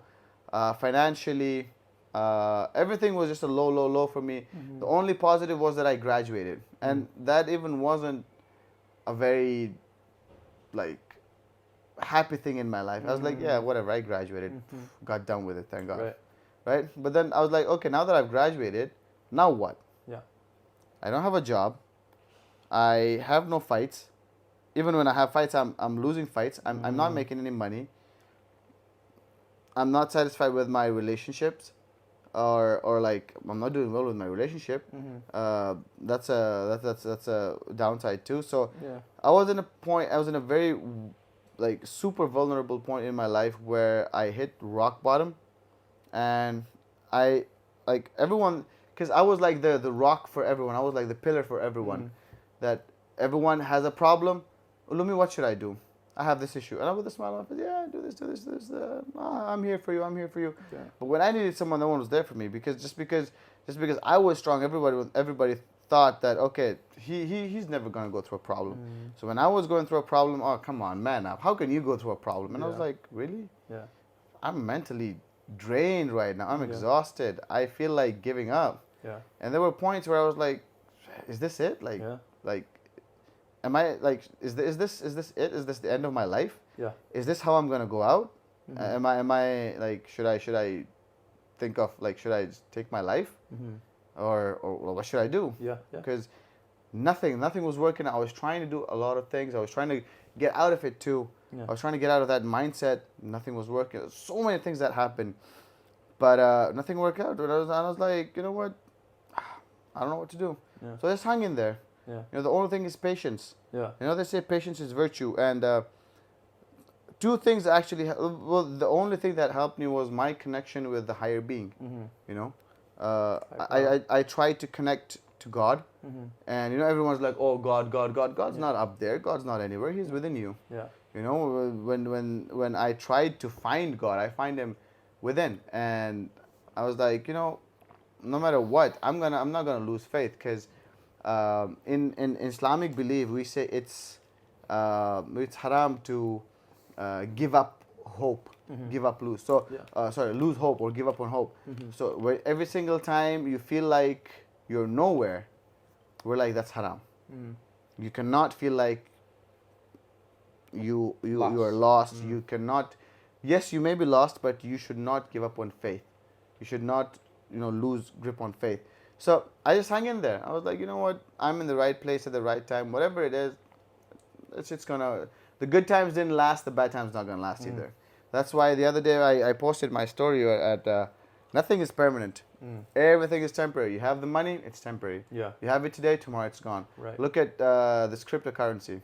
Yeah. People were, oh, I'm a millionaire. I'm a crypto millionaire. All of a sudden, bro, I don't have any money. All my money's gone. I'm bankrupt, right? And people were like, oh man, I don't have money. And all of a sudden they're like, you know what? This happened, that happened, and all of a sudden I made millions. So good times don't last, bad times don't last. So you don't have to always look at the good side. Yes, look at the good side, enjoy the good side, but be prepared for the bad as well. And especially for fighting, there's going to be wins, there's going to be losses.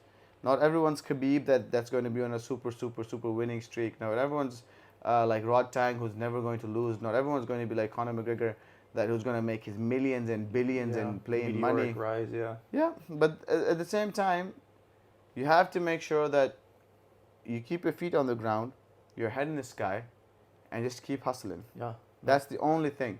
And just keep your faith strong, and have to make sure that you every single time remind yourself there's a possibility things may go down south, but I have to work hard enough that even if they do go down south, I will not be in a position where I don't want to be. Yeah.